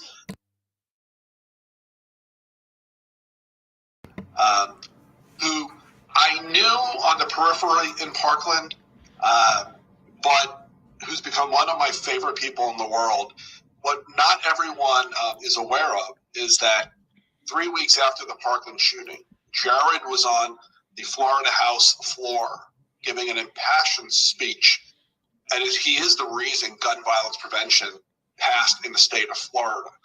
What I didn't know until listening to his speech is he was talking about a mother who was protecting his child who was on a lockdown at the time of the Parkland shooting in a preschool across the street.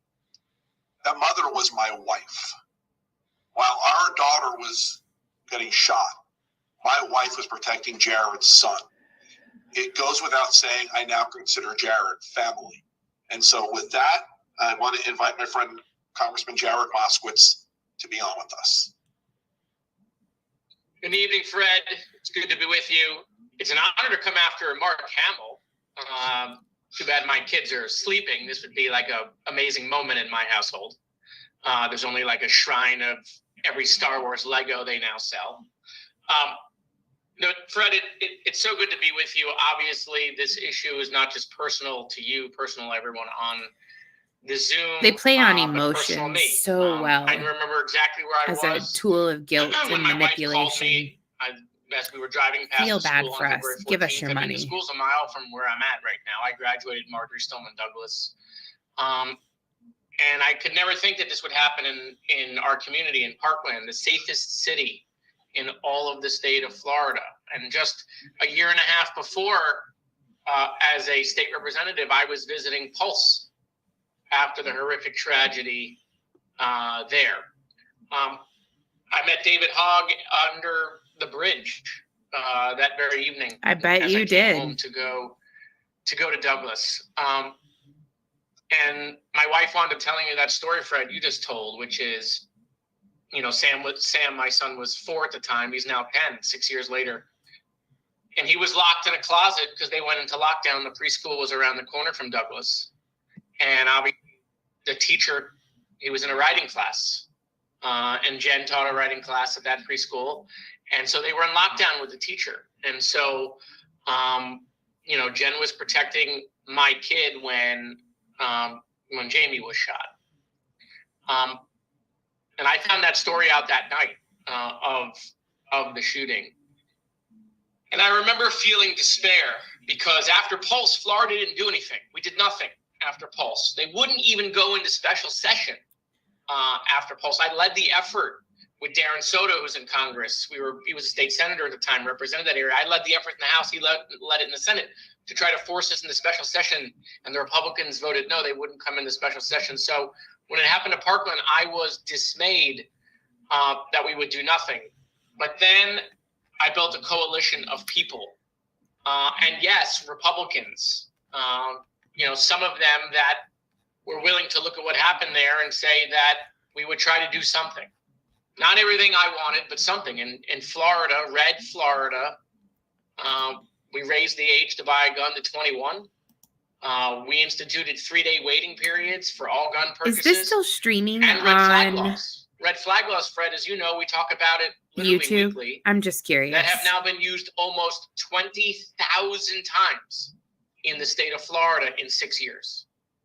And it's because I think if you look at what happened in Florida, it's what gave me some ability to believe we could get it done in Washington, and credit to the coalition and Senator Murphy and all of the family members and parents and loved ones who worked on the Bipartisan Safer Communities Act.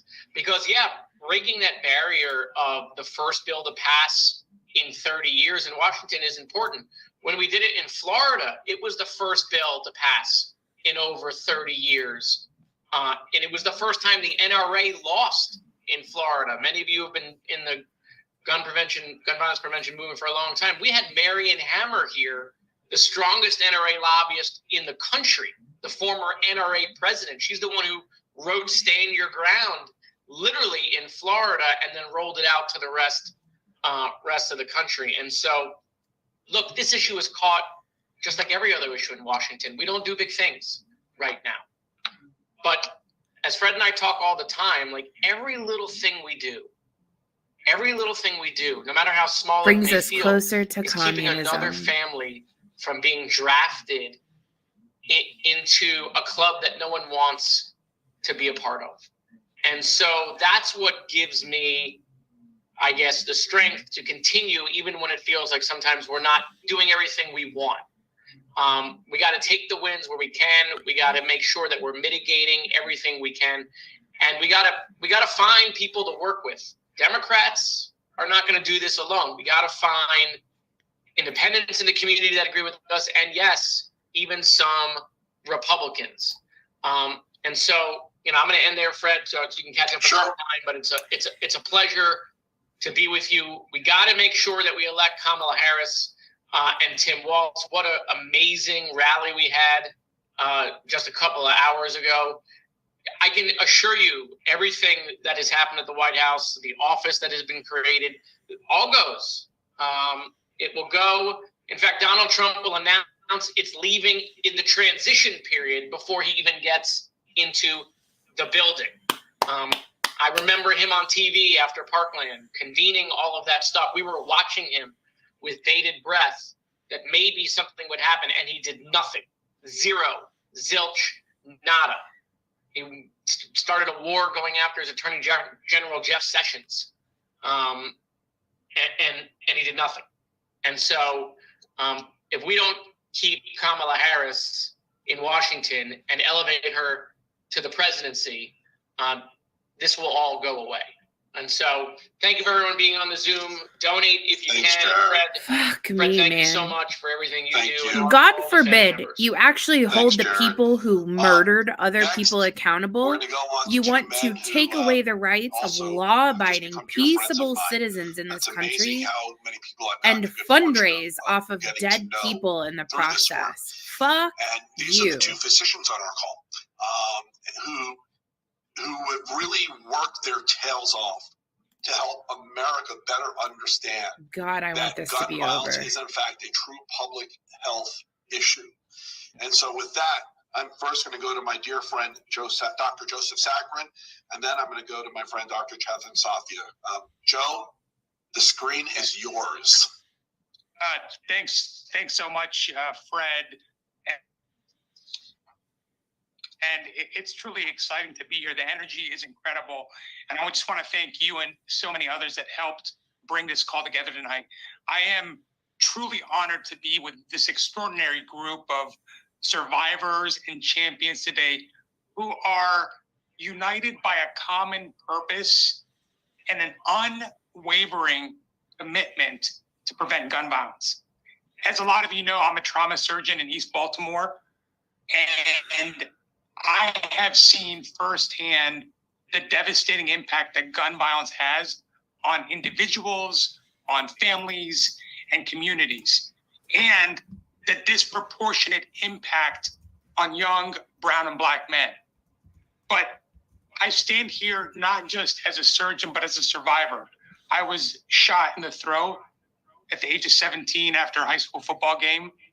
And like many survivors on this call, we are a testament to the resilience and strength that each of us carries within. And, you know, today we gather to support a leader who shares our vision for a safer and more just America. That's Vice President Kamala Harris.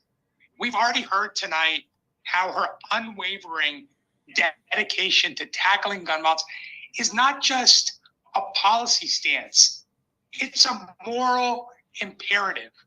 She understands that this fight is not just about statistics, it's about people, mothers, fathers, children, whose lives are irrevocably changed by the pull of a trigger.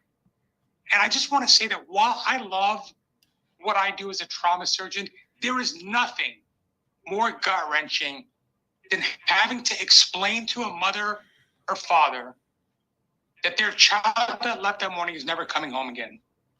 And every time I do that, a piece of me dies. And that's why healthcare professionals have been fighting beyond the bedside to provide the best medical treatment for this public health problem, and that's prevention. You know, we're grassroots advocates on this call tonight. We're the heartbeat of the movement, and our strength lies in our stories, in our communities, and in the relentless pursuit of change. We know that true progress is not achieved by a single person or a single policy, but by the collective will of the people.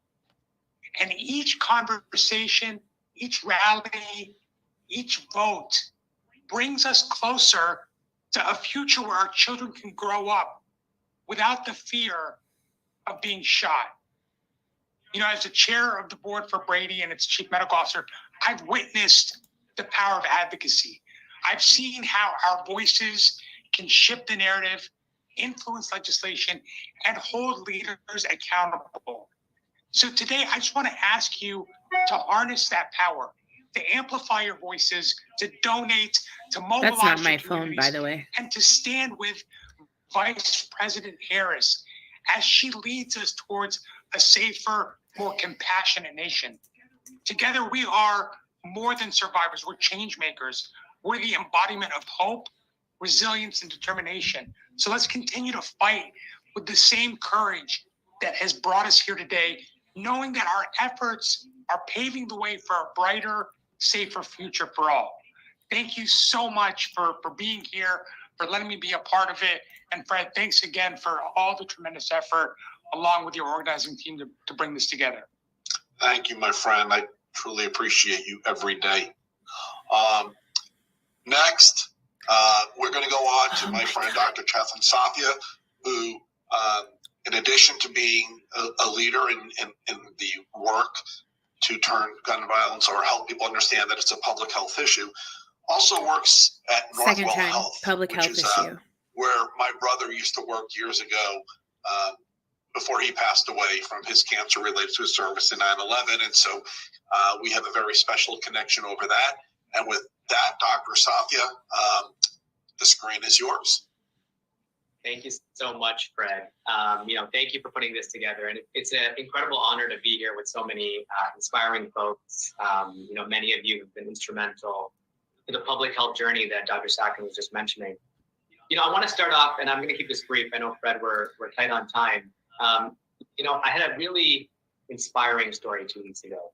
And it really exemplifies, I think, for folks listening today, the impact of having a federal office for gun violence prevention. We had a 14-year-old girl who was shot in the chest about 2 weeks ago. And, she survived miraculously. She was presented to our trauma center, had to have major surgery, but fortunately survived without brain damage.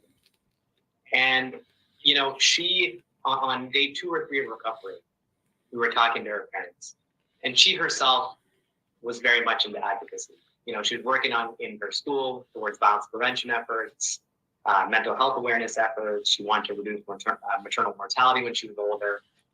And she told us on day 3, as she was emerging from the intensive care unit, that she was just so happy to know that someone was listening at the White House. Just to give you guys a quick heads up on the last speaker, he was in trying to Maryland. He's the doctor that sees so many gunshots. So this is really an example of that. For a handgun, you have to have a permit to purchase. You have to register the firearm. You have to license the owners of the gun, and you have to get a permit to carry. Join this movement when I had to And treat yet, a 6-month-old with a bullet wound about 3.5 people still years get shot.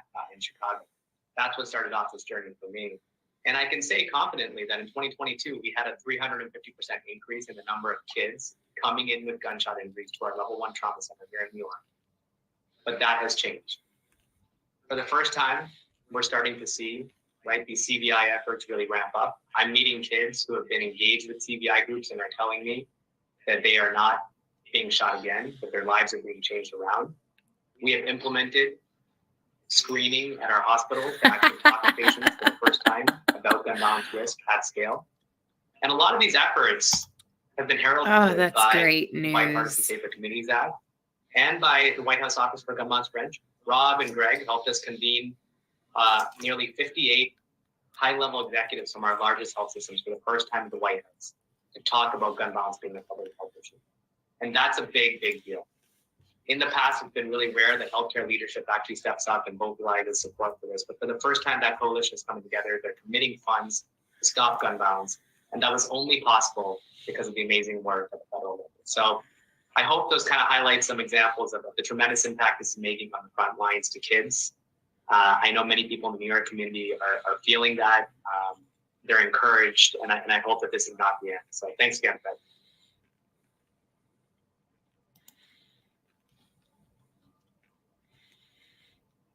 Hi, everybody. Fred is having a moment of struggle with his internet.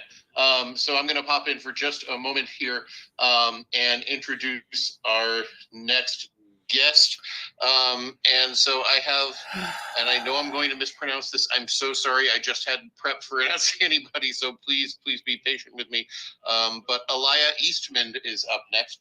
Alaya, we're going to get you up here replacing me. Thank you so much for being here. And the screen is yours. Guys, I don't know how much more I can Hello. take. It's Thank you, just everybody, making for me joining mad. this call. And a special thank you to everybody who put this together. My name is Alaya Eastman. I am a survivor of gun violence and a national youth advocate on this issue. This issue is extremely important and close to my heart because in 2018, my high school, Marjory Stoneman Douglas, became the site of the deadliest high school shooting in American history on Valentine's Day. That day, 14 of my classmates and 3 administrators were murdered, and another 17 were injured. I was in the 3rd classroom attacked by the perpetrator, where 6 of my classmates were shot and 2 died right before our eyes. I'm only alive today because of Nicholas Soret, who in death protected me from bullets as they ripped through our classroom walls, windows, and the bodies of teenagers. At the age of 16, I had to witness 2 of my classmates die on a day dedicated to love, not hate. Every single speaker But before has. that day, I was not unfamiliar with gun violence and the pain associated with it. I lost my uncle Patrick Edwards to this violence in Brooklyn, New York. He only made it to the age of 18. Gun violence is a leading cause of death for young people, and it is a public health crisis. We must continue to elect leaders that take this issue seriously. I support, and as well as everybody else on this call, supports Kamala Harris because she has continuously shown us that this issue is at the top of her ticket. She has facilitated the historic Office of Gun Violence Prevention and has made efforts to uplift not only the voices of young people, but the voices of survivors. Kamala Harris has been a significant advocate for addressing gun violence through comprehensive measures. As Vice President, The real and former question is, senator, was has she given the consistently script advocated by for the need someone of else to background read? checks, the outlawing of assault weapons, and limitation on large capacity magazines. Harris has supported the need for these critical steps, which will help prevent mass shootings and reduce overall gun violence in America. Her approach combines legislative efforts with the support for community-based violence intervention programs, aiming to address both the symptoms and root causes of gun violence. This approach will ensure public safety and continue to protect our communities from the devastating impacts of gun violence. Kamala Harris has also consistently demonstrated a strong commitment to addressing the concerns of young people. As Vice President, she has championed policies directly impacting young people, including advocating for affordable education, climate action, and gun violence prevention. Additionally, she has provided or prioritized giving younger generation the equal possibility at life by promoting GVP initiatives. Her engagement with youth extends beyond just listening to our voices, but actually doing something about it.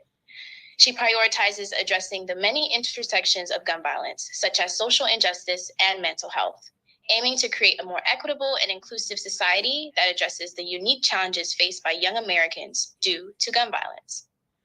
Harris is a powerful figure who is breaking barriers for young people and young women, seeking meaningful change in their communities and the nation. To support and sustain this change, it is critical that we all show up to the polls and encourage our friends and friends of a friend to do the same. Let's do this. Thank you so much for coming on, and I'm sorry I couldn't introduce you. I briefly lost my internet. You are one of the many incredible young people who I only know because of gun violence in Parkland, and I am so proud of everything you have done since. With that, I'm going to go on and introduce my dear friends Kristen and Mike Song, 2 people who I wish I never knew, but who I love dearly. How do they still have more We are people? connected because of gun violence. And with that, I'm going to remind everyone first to donate, but then I'm also going to ask Kristen and Mike to come on the line or to come on the screen and speak to you all. So Kristen and Mike, the screen is yours. Thank you so much, Fred. I just want to let you know, Mike and I got into this movement 2 weeks after Fred's daughter was killed, when our son was killed with an unsecured firearm at his best friend's house. The father stored his 3 handguns in a shoebox. But if you know me and you've seen me lobbying around DC, my motto is we get shit done. And so I really want to give this time to my husband, who has been a coach for public speaking for over 20 years, and hopefully give us some clear action items to help get Kamala elected and to get our messaging more on point and focused.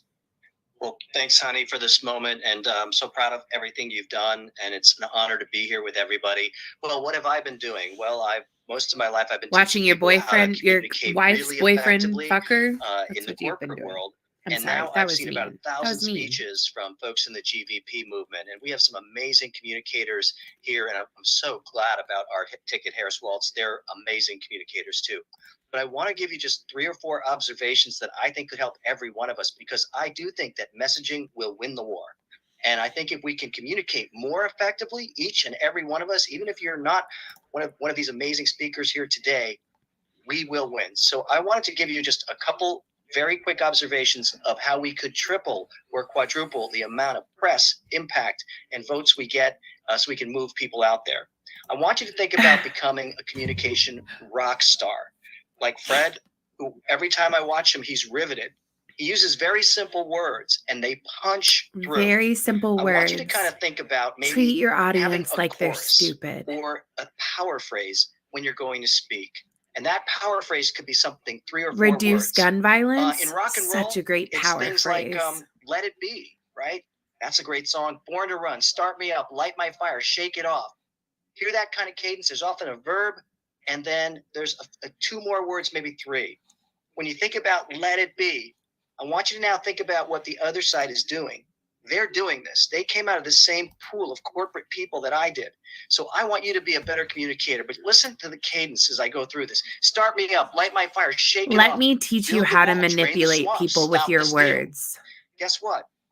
They're doing this to us, and we can take this and co-opt this idea.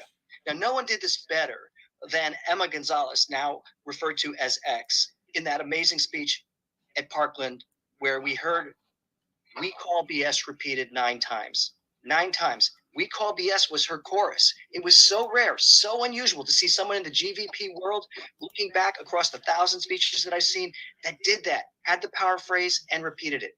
Just like Martin Luther King, "I have a dream" was so, so powerful. And when Fred speaks, he has some of the most powerful language I've ever seen. And my wife does a speech in which she has a chorus too, which is "I see a woman." And she describes the transformation that she had losing our child, Ethan. We lost him January 2018, and it's been a really rough road. But I have hope tonight. And I'm going to give till it hurts, Fred, because this is it. This is our whole democracy on the line. So what I want to say to you Oh, your is, once you democracy have is your gone. power Your phrase, candidate don't was forget to just repeat it installed for like you. X, like Fred does. Like None of you well, in voted Let for It her. Be, the phrase "Let It Be" repeats 36 times. Martin Luther King repeats "I have a dream" 8 times. So if you do that, if you construct for the things you want to talk about, even if you're just talking to a friend, even if you're saying you've got to donate tonight to this cause, think of your power phrase and really try to drive it home. Say it enough There was a political times. campaign way back in the 1950s, and the slogan was "I like Ike." It's considered to be one of the most successful campaign slogans of all. Why is it so important to be concise? Because when you're concise, it's a chant, it's a meme, it's a post, it's a bumper sticker, it's a T-shirt. It's a Joseph All 3 Goebbels. words fits on everything, and it's very powerful. And we heard a really interesting thing happen tonight because we have some great phrasing going on with Harris Waltz that I love. Oh, great. Let's hear it. We will not Let's go write these back. down. That's really great. But maybe even a tweak to that would be just to get it down to 3 words because they had trouble chanting that.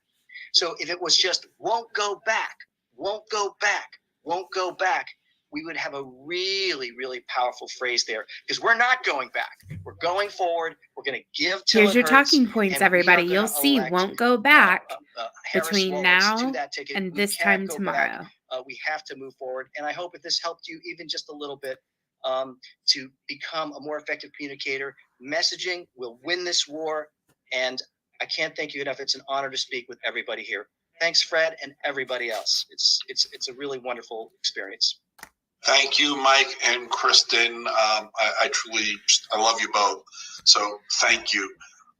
Next, in addition to Oh my reminding God, you there's all more. to donate, because we really want to get to the $100,000 spot, we do want You to think send that's a what they're message doing? They with have this enough Zoom people tonight. lined up that once they hit Message that is heard 100,000, the loudly stream and ends. clearly to those in Congress. Speaking of those in Congress, I'm now going to introduce my next guest, another dear friend of mine, someone who I did not know before this all happened, but who I have fought side by side with since. Congresswoman This is a Debbie Zoom call Wasserman Schultz. The of screen is yours. it's called Thank you so much, Fred. It is incredible. Harris to be Supporters here with Against a Gun group of Violence passionate call. patriots who are focused on turning their It's my pain favorite into purpose. congresswoman, guys. And that is what I have looking back at me. I can't And, wait for the to last, share her with you. Nearly 2 hours, a dedicated group of people who are just so focused on making sure that the tragedies that people have experienced either themselves or through their loved ones are not in vain. And that's what I've seen Fred Guttenberg do since I met him that very same night that Andrew talked about at the vigil the day after Parkland.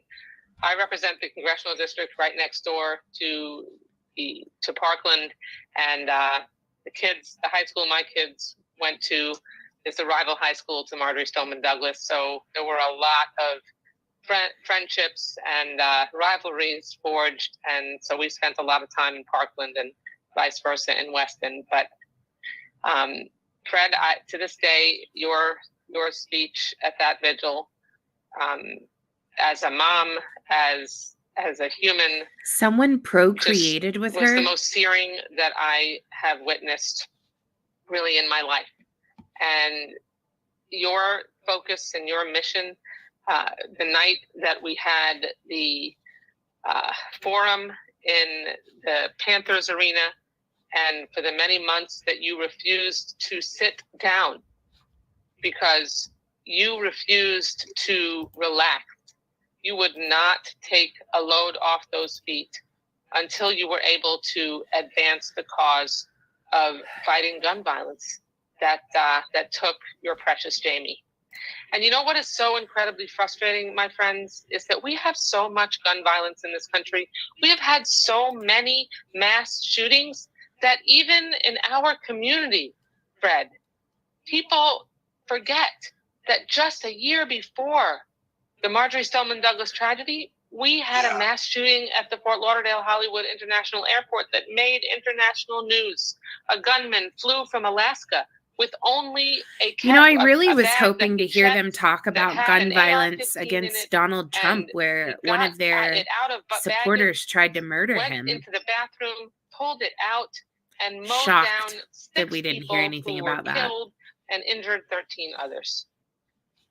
The stories are endless.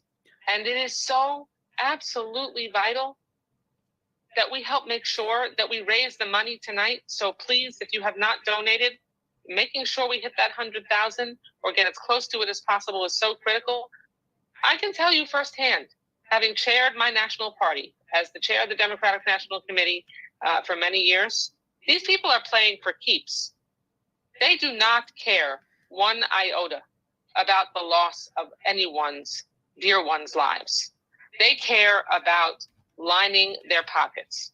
They care about the worshiping at the altar. You're literally asking And you for know what's so donations, remarkable you about stupid the choice cunt. that Kamala Harris made? I mean, people often say that the choice of who a presidential candidate runs with for vice president is really among the most significant leadership decisions that they're going to make.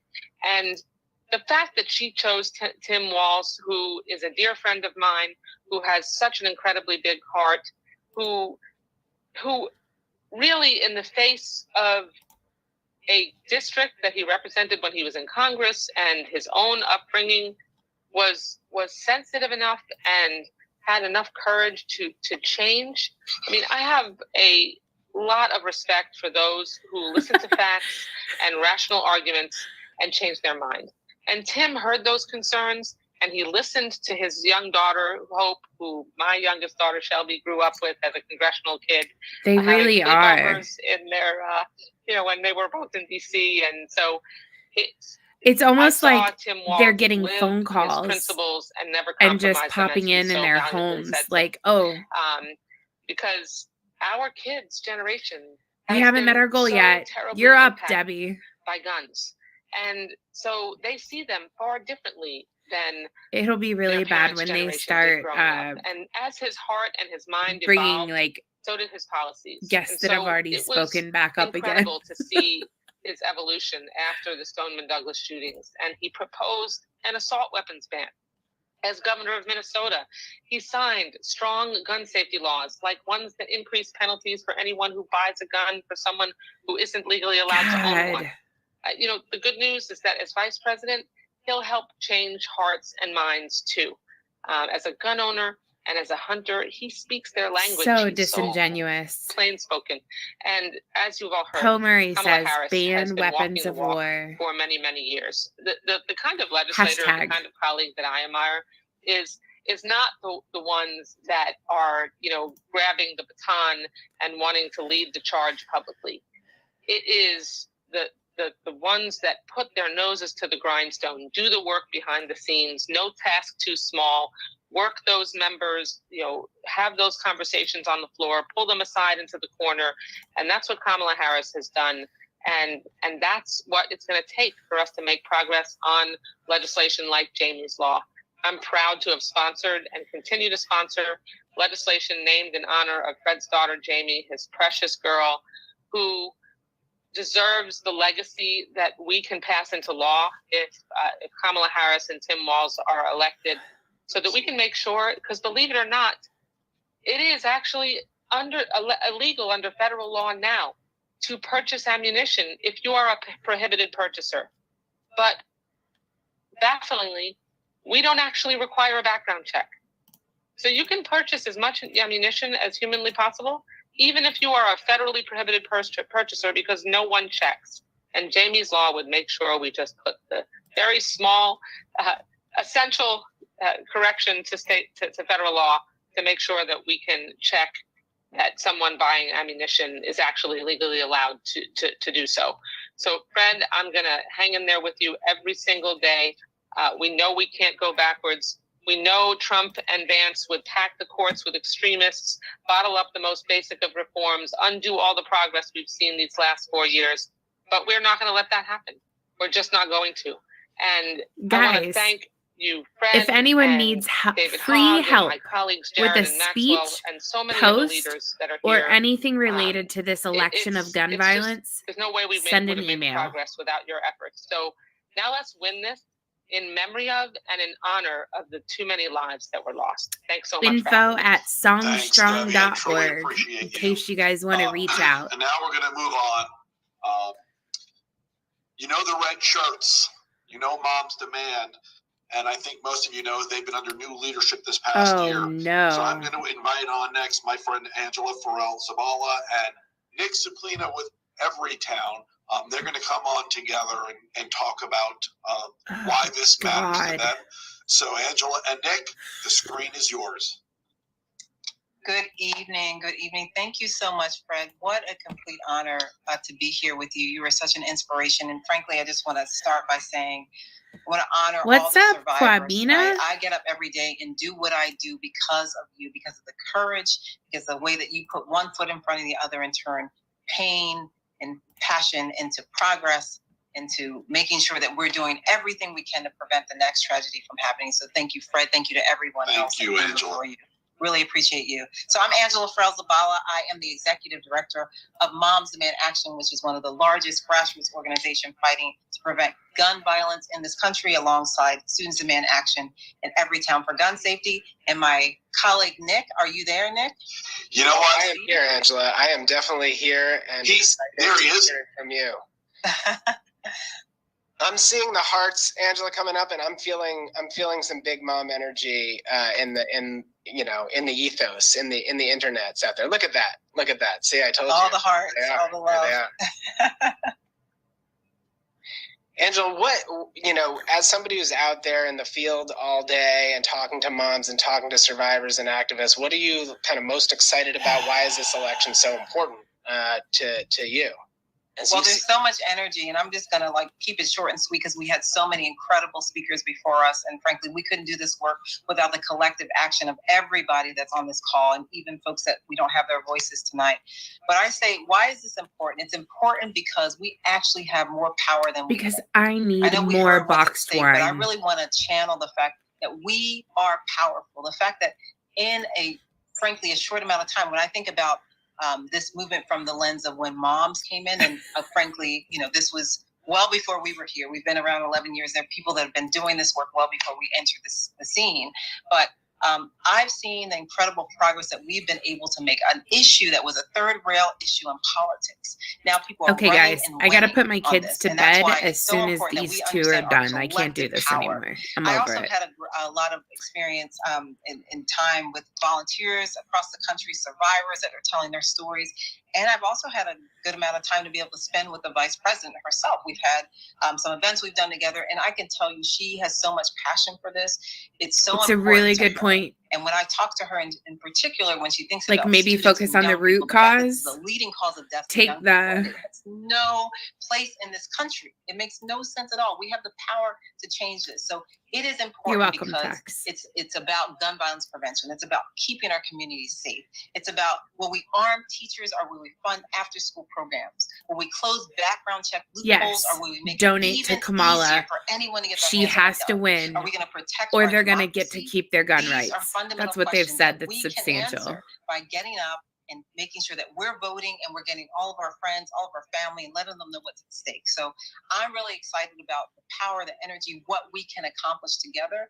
And again, we keep saying this, but we should be donating because this money is important to make sure that we're fueling this movement, that we're getting the resources so that we can actually make sure that we see President Harris and Vice President Walz in November.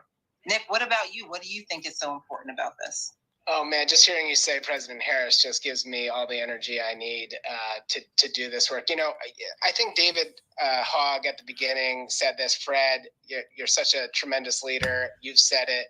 You know, there were many after Sandy Hook. It's a kind of cheap cynicism of if you're not going to do something after children are murdered in their school, they never will. And I look around this call and all I see is faces of people who never accepted that conventional wisdom, didn't spend a minute thinking about what we couldn't do, but thought about the power we do have. And it's such an inspiration to be here. I kind of feel like somebody mistakenly added me to like Team USA's basketball team or something. It's like I'm just shooting. That would be a big mistake. And they called me up to the show. You know, it's just such an honor to be here with all of you and the folks who aren't off the screen as well. The progress we've made over the last 10 years. I'm a student of the movement as well as a member of it, and I just think you've heard it. You've already heard it today. I'm not going to repeat it, but I think, you know, having seen with my own eyes how we've grown, having seen the legislation we've passed, having seen what a powerful Office of Gun Violence Prevention can do with the tireless effort of Rob and Greg, activating the entirety of the federal government to make this public health issue the issue it deserves to be, one that is requires a whole of government and really a whole of society response. I've seen that progress. That progress makes me excited. But then I think about what maybe 4, maybe 8 years of President Harris, who's already been leading this work. And I don't think we can imagine it. I really don't. I don't think we've taken the time to imagine it. I think I know as a policy guy that if the country had the laws of, let's say, the strongest states, we could save 300,000 lives over the next decade. Think of it as 2 terms plus a little bit. If we don't give up the White House, if we keep this momentum going, there are people who will be on this planet 10 years from now that wouldn't otherwise be. That's all the inspiration I need to knock doors, to get out there and spread the word on Harris Walz. I could not be more Oh my excited about God. it. I hope you And come to more of my seriously, I'm live gonna put my streams. money You're where my mouth funny. is tonight as well and give to this. I hope everybody else does as well. Well, that's that's so inspiring, Nick, and I'm excited. And Fred, thank you for having us on the call. Thank you for helping to pull this together. This is important, and we're going to do this together. Thanks, Nick. Thanks, Angela. Truly appreciate you both. Next, we're going to go on to one of the truly amazing young people who I know in this country. For those of you who have not yet Let's hear who it is first. I have no doubt that you will see her in the future as a leader in this country. I'm going to let Mia tell her own story, but I got to know Mia at the White House when she introduced President Biden for an incredible day, and her story is truly inspiring. She is an amazing leader. Mia, I am truly proud of you and proud to know you. The screen is yours. Okay. Last one. Thank you so much, Fred. Thank you for the introduction, but also for organizing this and all of your work within the movement. Hi, everyone. As he said, my name is Mia Tretta. I'm a 19-year-old Brown University student, gun violence survivor, but most importantly, a Harris supporter. Before November 14th of 2019, I was a carefree high school freshman. My biggest concerns were Spanish tests and who was going to ask who to the next school dance. What I didn't know was on a seemingly random Thursday, my childhood would be stolen from me. This whole I reading was this standing in the shit center of is my high so school bad. when a boy I didn't know pulled a .45 caliber ghost gun out of his backpack. He shot me and 4 others before turning the gun on himself.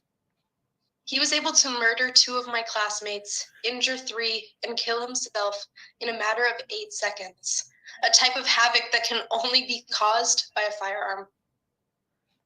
The president at the time, former President Trump, tweeted at my community, "Thoughts and prayers." Thoughts and prayers didn't bring back my dead best friend. It didn't heal my 15-year-old stomach, and it certainly did not prevent more tragedies from happening. My community in shambles, families and friend groups with missing members. Gun violence, like in thousands of other cases, was the cause of mass destruction. It became very apparent the day that I was shot that no one is immune to gun violence. It doesn't matter who you are, where you live, or how great of a Which is person why you may be. everyone should have the With right to keep unlimited and bear access to arms to defend firearms, themselves. no one is safe. In hearing my story, I hope that you imagine what it would be like if I was your sister, your own child, or your best friend. I would make sure you have a gun with you at all times. Since the shooting, I have turned to advocacy to help my healing and to help stop future preventable tragedies. I work with countless grassroots organizations, many of them on this call tonight, and I've interned for the ATF for over a year now. With this work, I have met many politicians and people in power, some who make empty promises or don't put in the work. You mean you But when I met Vice advocate President Harris, on behalf of she was the what government? every young girl looks for in a female role model. Not only was she empathetic towards my story, but she was motivated to do anything in her power to end gun violence. At the end of the day, do I want a woman president? Yes. No. Do I want someone smart and informed and not a criminal to be president? Yes. But for me, above all else, I want someone who has the bravery to stand up against the gun lobby. And we know that Kamala Harris has that. Harris and Walz are a power duo that this country needs. They see the importance of keeping children safe, and the only way to do that is by keeping guns out of the hands of children, mentally ill, and criminals. I've heard some commotion and fear surrounding Governor Tim Walz being a former NRA member and a current gun owner. But to me, if you're able to hear a story like mine and change your mind, you're on the right side of history. And being a gun owner just goes to show that you can exercise your Second Amendment right while still wanting gun safety laws. So is our current Walz president. will be a champion for gun safety, just as Harris is. So I plead to you, not only as a gun violence survivor with a forever scar on my heart and on my body, but also as a member of the school shooting generation. Please vote for Harris, and if you can, anything helps, donate. She is a woman for the people and is the candidate that will fight for what America should look like, free from gun violence. Thank you. Everyone now knows why I'm so proud of this kid. Mia, you're incredible. Gonna do another quick audible because a dear friend of mine has been texting me while we've been on. We haven't raised $100,000 on this call yet, and it's been because of a prior commitment. how long have we been on here? Fucking over 2 hours. He wanted to join in, and so with that, I'm going to introduce someone who I call Little E. The rest of you know him as Eric Swallow. My friend, the screen is yours. Oh my Hey, God. thank you so much, Fred. And hey, thank you, Mark Hamill, because this is like your third Zoom that you've done in like the last week. What a fucking so Mark loser, Hamill man. is working overtime for all of us. So we're all grateful for that. I guess her I generation. approach this primarily as a father. I have 3 little kids, and the 2 oldest are already, as a 7-year-old and a 5-year-old, going through mass shooter drills at their school, and it just breaks your heart to think about that. And I approach this with this crazy idea that we don't have to live this way. That in fact, as our vice presidential nominee demonstrated tonight in Philadelphia, you can be a gun owner who shoots for sport, who takes your family hunting and has a shotgun to protect your house, but also believes we can keep the most dangerous weapons out of the hands of the most dangerous people. I know that's what this call's about. That's what our candidate at the top of the ticket. This call Kamala is Harris about raising fucking money for Kamala Harris. Prosecutors in the same office in Oakland, and protecting children is going to be her priority.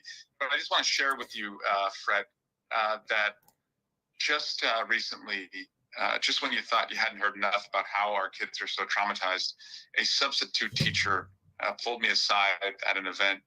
Actually, it was in Kansas City. And she said to me, she said, "You need to know that when I go into a classroom as a substitute teacher, He has an abnormally large nose with abnormally small nostrils, and it bothers me. Where to put me?" And she said, the first time I was asked this, I didn't know what they were talking about. I said, "What do you mean, where to put me?" And the student said to me, He threatened to nuke "Something citizens. happens, our I teacher have no knows where we're respect for supposed to him. go, but you're not our teacher. Do you know where to put us?" And that's that's what our kids and their teachers are living through right now. And again, we don't have to live this way. So we're doing something tonight to make sure we don't. 91 days to go. Fred, big brother, thank you so Donate much for money. organizing this. We're all in.